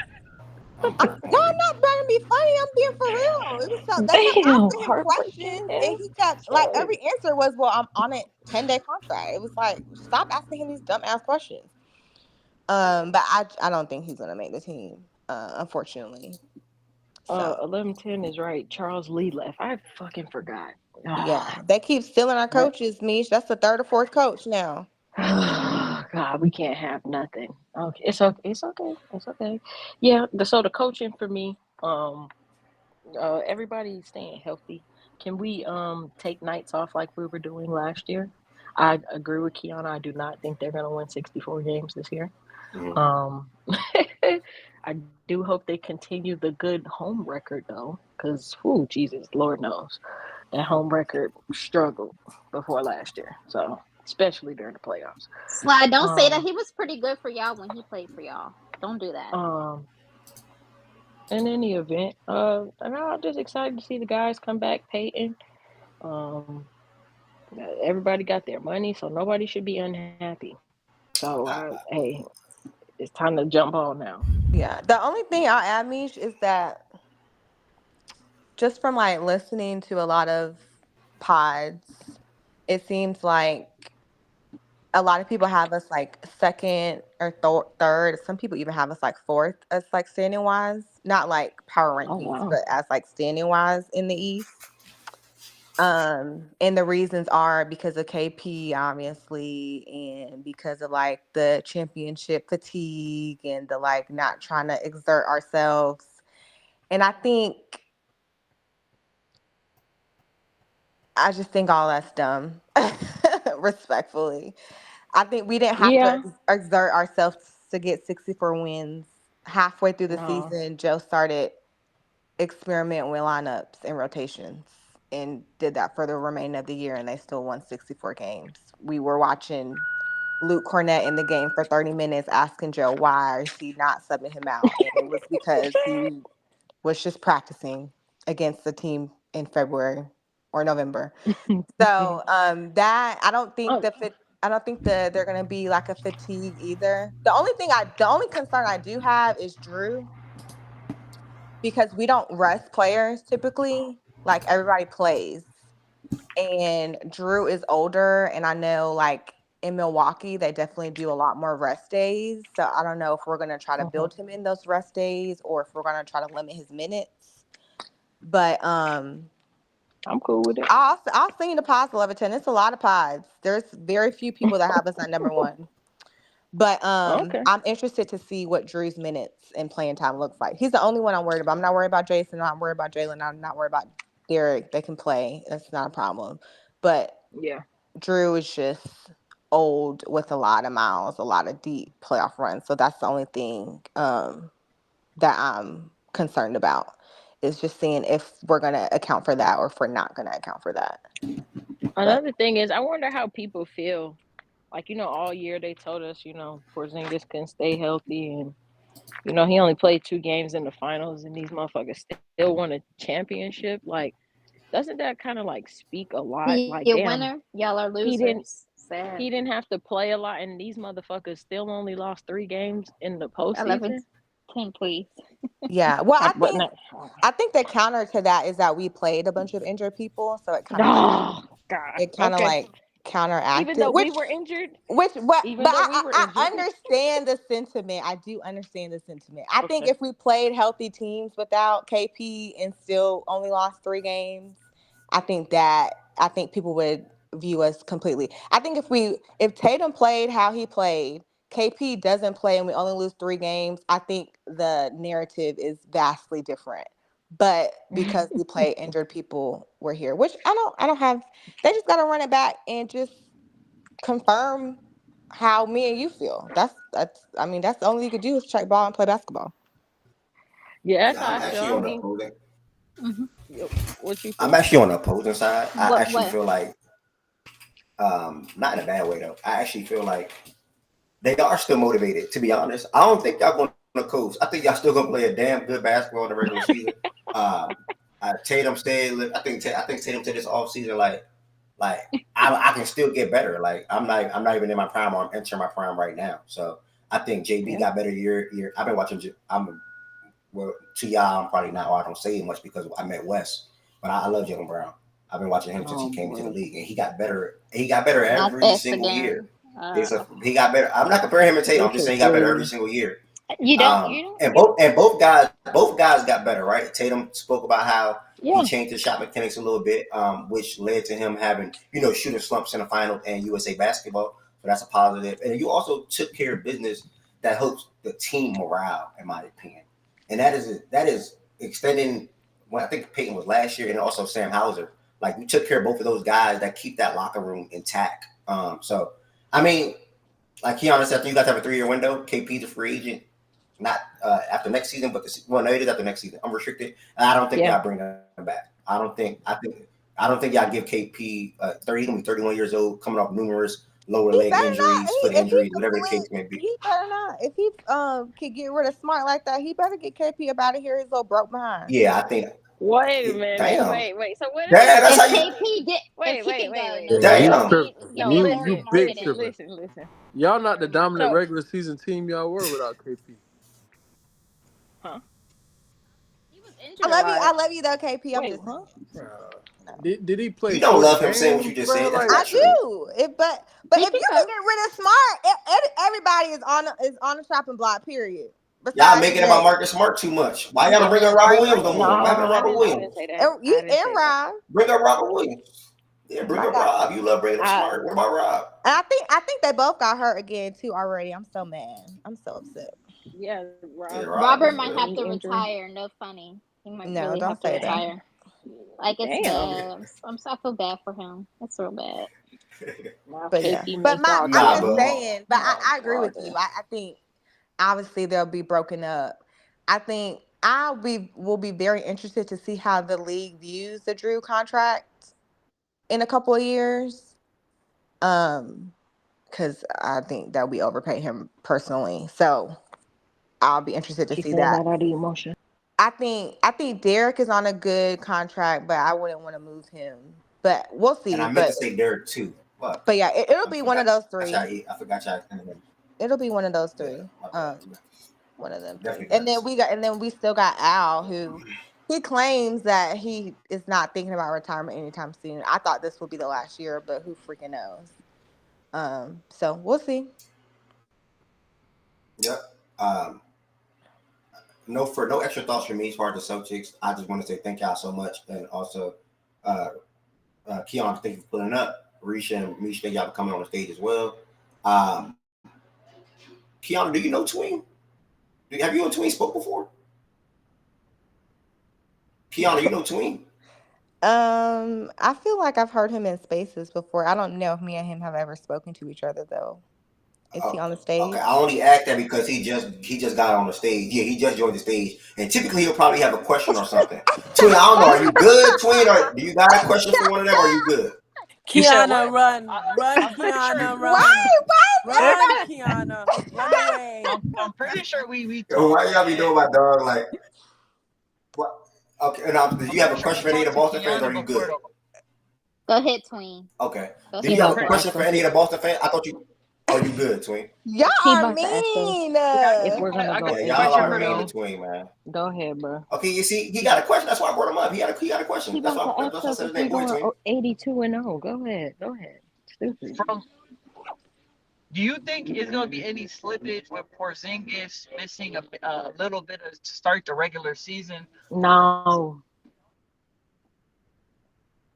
Well, me, she can't be me. He might have just got in here, but the answer is no. I don't think we're gonna win like The 64 answer is no. games. Is that what you're asking? Oh yeah, well I did All say right. we're not going to win 64 games. I said probably 57 to 60 is what I said for as far as the win total. And what I think is it'll look like the games will look a little bit harder, obviously, but I still expect them to win them. Like we're not gonna win every game again by Yeah, I 20. think last year we had a Basically. ridiculous That sounds amount. like slippage to me. What? That's Because what I was so about we to gotta say. Oh, wait. okay, well then if So you deem that that's slippage, then yes. okay. So you gotta win by 20 every. Yeah, No one said you have to. Okay. Y'all, oh man, y'all got it. It's I just just asked a question. I Oh, understand, and I brother. think your question was respectfully like you knew what you were doing. Me, obviously, no, you don't have to win by 20 every time. What Oh, Tween okay. is posing is, do you expect a slippage in play? A slippage in play doesn't mean you automatically just lose every game now or anything like that. But if teams are I getting didn't say that closer though. to, I understand that. If teams are getting closer to you in the outcome, even if you're able to get the W, the outcome has gone from, hey, we're being able to dominate teams and blow teams out to now teams are right on our heels, somewhat of a slippage. Or would, well, I but it mean, seems like you all are saying no to that. no. Well, I guess there's like a medium. I think it depends. So like there are some teams that we were blown out by like 20, 30 points, 40 points. So maybe instead of it being a 30-point lead, maybe it's like we beat them by 15. Or maybe instead of it being a 15-point lead, maybe we beat them by 8. If you're saying that is slippage, I don't have no problem with that. But that is specifically what I mean. And combined with the 64 to 57, but maybe you're not tying KP into that. Maybe you're tying the hangover into that. Yeah, well, I just think that I think last year the Knicks only beat us one time, right? And I think maybe we split with Philly, so we'll probably split with them again. I think last year we only played the Bucks 3 times. I think they won 1, we won 2. So maybe we split with Philly. That's another 2. I think we played the Bucks 4 times. Maybe it's 2-2. So those are 2 wins right there. So for me, as far as the 57 to 60, I'm not really. That's like if KP was here all year or not. That would probably still be my same win total if that makes sense. Interesting. Okay. Yeah. All right. That's cool. So I That's agree with wild to me though. you. Well, because Yeah. I think that whether in KP is hurt to start at the beginning of the year, I think he would have got hurt at some point during the year and would have still missed games. Just exactly. Last year he You got see what hurt I'm at the saying? end. And we were up Yo, like I'm 13 lagging games at crazy. that point. You see what I'm saying, Wes? You said you feel like he would have been hurt at some point in the season anyway. So Yeah. So I'm already banking in him missing 20 games at some point, or not playing back to backs or something. I think he got like 3 different injuries last year where he was out for like different times due to yeah, his he ankle. missed 25 games Yeah. last year. So Yeah, I thought maybe I misinterpreted Toon's question, so that could be on me. I thought he was asking to start the season with him missing time. Did you all like feel there Nah, might that's be a little bit of what I was slippage? asking. But I think okay, so in that case, maybe they're saying like for since last year they saw them perform without him anyway. It's like I just expect business as usual. We won a championship without him being healthy. In the regular season, we won games for stretches without him being healthy. So it's like business as usual, regardless. Like whether we are winning by 20 or, and this is what I spoke to earlier. So it's like I I respect that opinion. I just wanted more clarification because it's like it sounded like a little bit of slippage, but then when you added your context, and it's like okay, for you all, as long as you all are winning, it's like business as usual. We don't whether it's by 20 or whether it's by 2. A win's a win is a win. So like I understand that for Misha and Kiana and Risha and yeah, I'm looking forward to the season. I did feel like KP was really really important to what you all did throughout the regular season and how much of a mismatch problem you were for other teams and as to why it was so hard for other teams to just compete with you all. I do feel like or I have felt like him being out of the equation just makes it closer. Even like in that Pacers series, you swept them. So shout the out to hardest series. I but was on yeah, pins like and needles every time we played. It was exactly. awful. So that's all I like that I guess that's how I'm looking at it, how I'm viewing it, my approach as opposed to you all's. But nah, common ground. I get what you're saying and I understand it. If I remember correctly, like Boston start was undefeated at home until like mid January. Like I don't expect that to be the same case without KP, especially with they lineup. They had like some of the craziest on off numbers plus minus. It was literally 2017 Warriors resemblance with the statistical profile they was doing. I kept seeing Shane Young's tweet, "Yo, the Warriors and the Golden State, they are this. You feel me? Like nigga, I'm gonna be honest. This might seem like some type of hate. I'm not trying to come off like that. That shit was insane. Like y'all, I don't expect y'all to do that shit back to back years. Like they foot is definitely gonna be off the gas. I'm expecting maybe 55 wins. You feel me? Just like a little bit less impact, like a little bit less like they was bro. They was running through the league at one point, bro. Like I don't think they went in like 64 I don't games. know. 55 is that's a little low, man. If that I think that's about their floor. If they only win 55 games this year, Yeah, I would Twin, we yeah. could bet that if you want Yeah. to. They'll win more than 55 games, even No, if it's one more I'm 56. around like that's the mark I had on 55 ish wins. Like maybe it might Nah, be 58, maybe it might be 57, but it's in. nah, you gotta pinpoint somewhere, nigga. You can't. This ain't mean Yeah, It's I'm media low. mode. It's low. Pick something, I you got can't lower. start at 55 and then jump to and 58. then go all the way to 60. Like, make your No, no, mind up. No, nigga, no. right here less than 58 games. Y'all not You winning said, more. oh wow, Twin, 6 more losses. What the fuck? Oh, brother. Yeah, Yeah, I mean, I said 57 to 60, so I don't think we're gonna get 64. And like I said a little while ago, we're gonna I don't think we're gonna blow everybody out by 20 points either. I think there'll be Make Yeah, more sure you I don't tap think into the so. YouTube, Leroy. Make sure you tap into the YouTube, Leroy. competitive games. When I Yeah, upload it. So definitely I won't. see what y'all are saying. If you're saying that is slippage, which I guess technically it is, then yeah, then I agree that there will be slippage.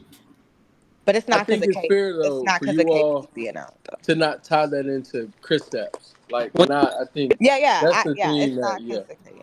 also that's when you look at history. where I meet you and Mish. Well, I have.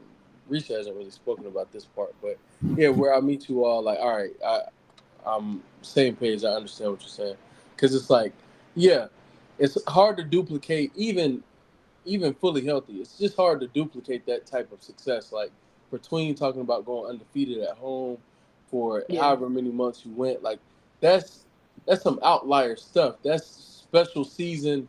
Everything was clicking, everything like, and I think that tying that into KP being out may be a little unfair to just be fair to Boston, because it's like totally different season. Teams have gotten better. So to tag like that's quote unquote slippage without him and tie it into KP, I think could be a little unfair. So I get that. Right.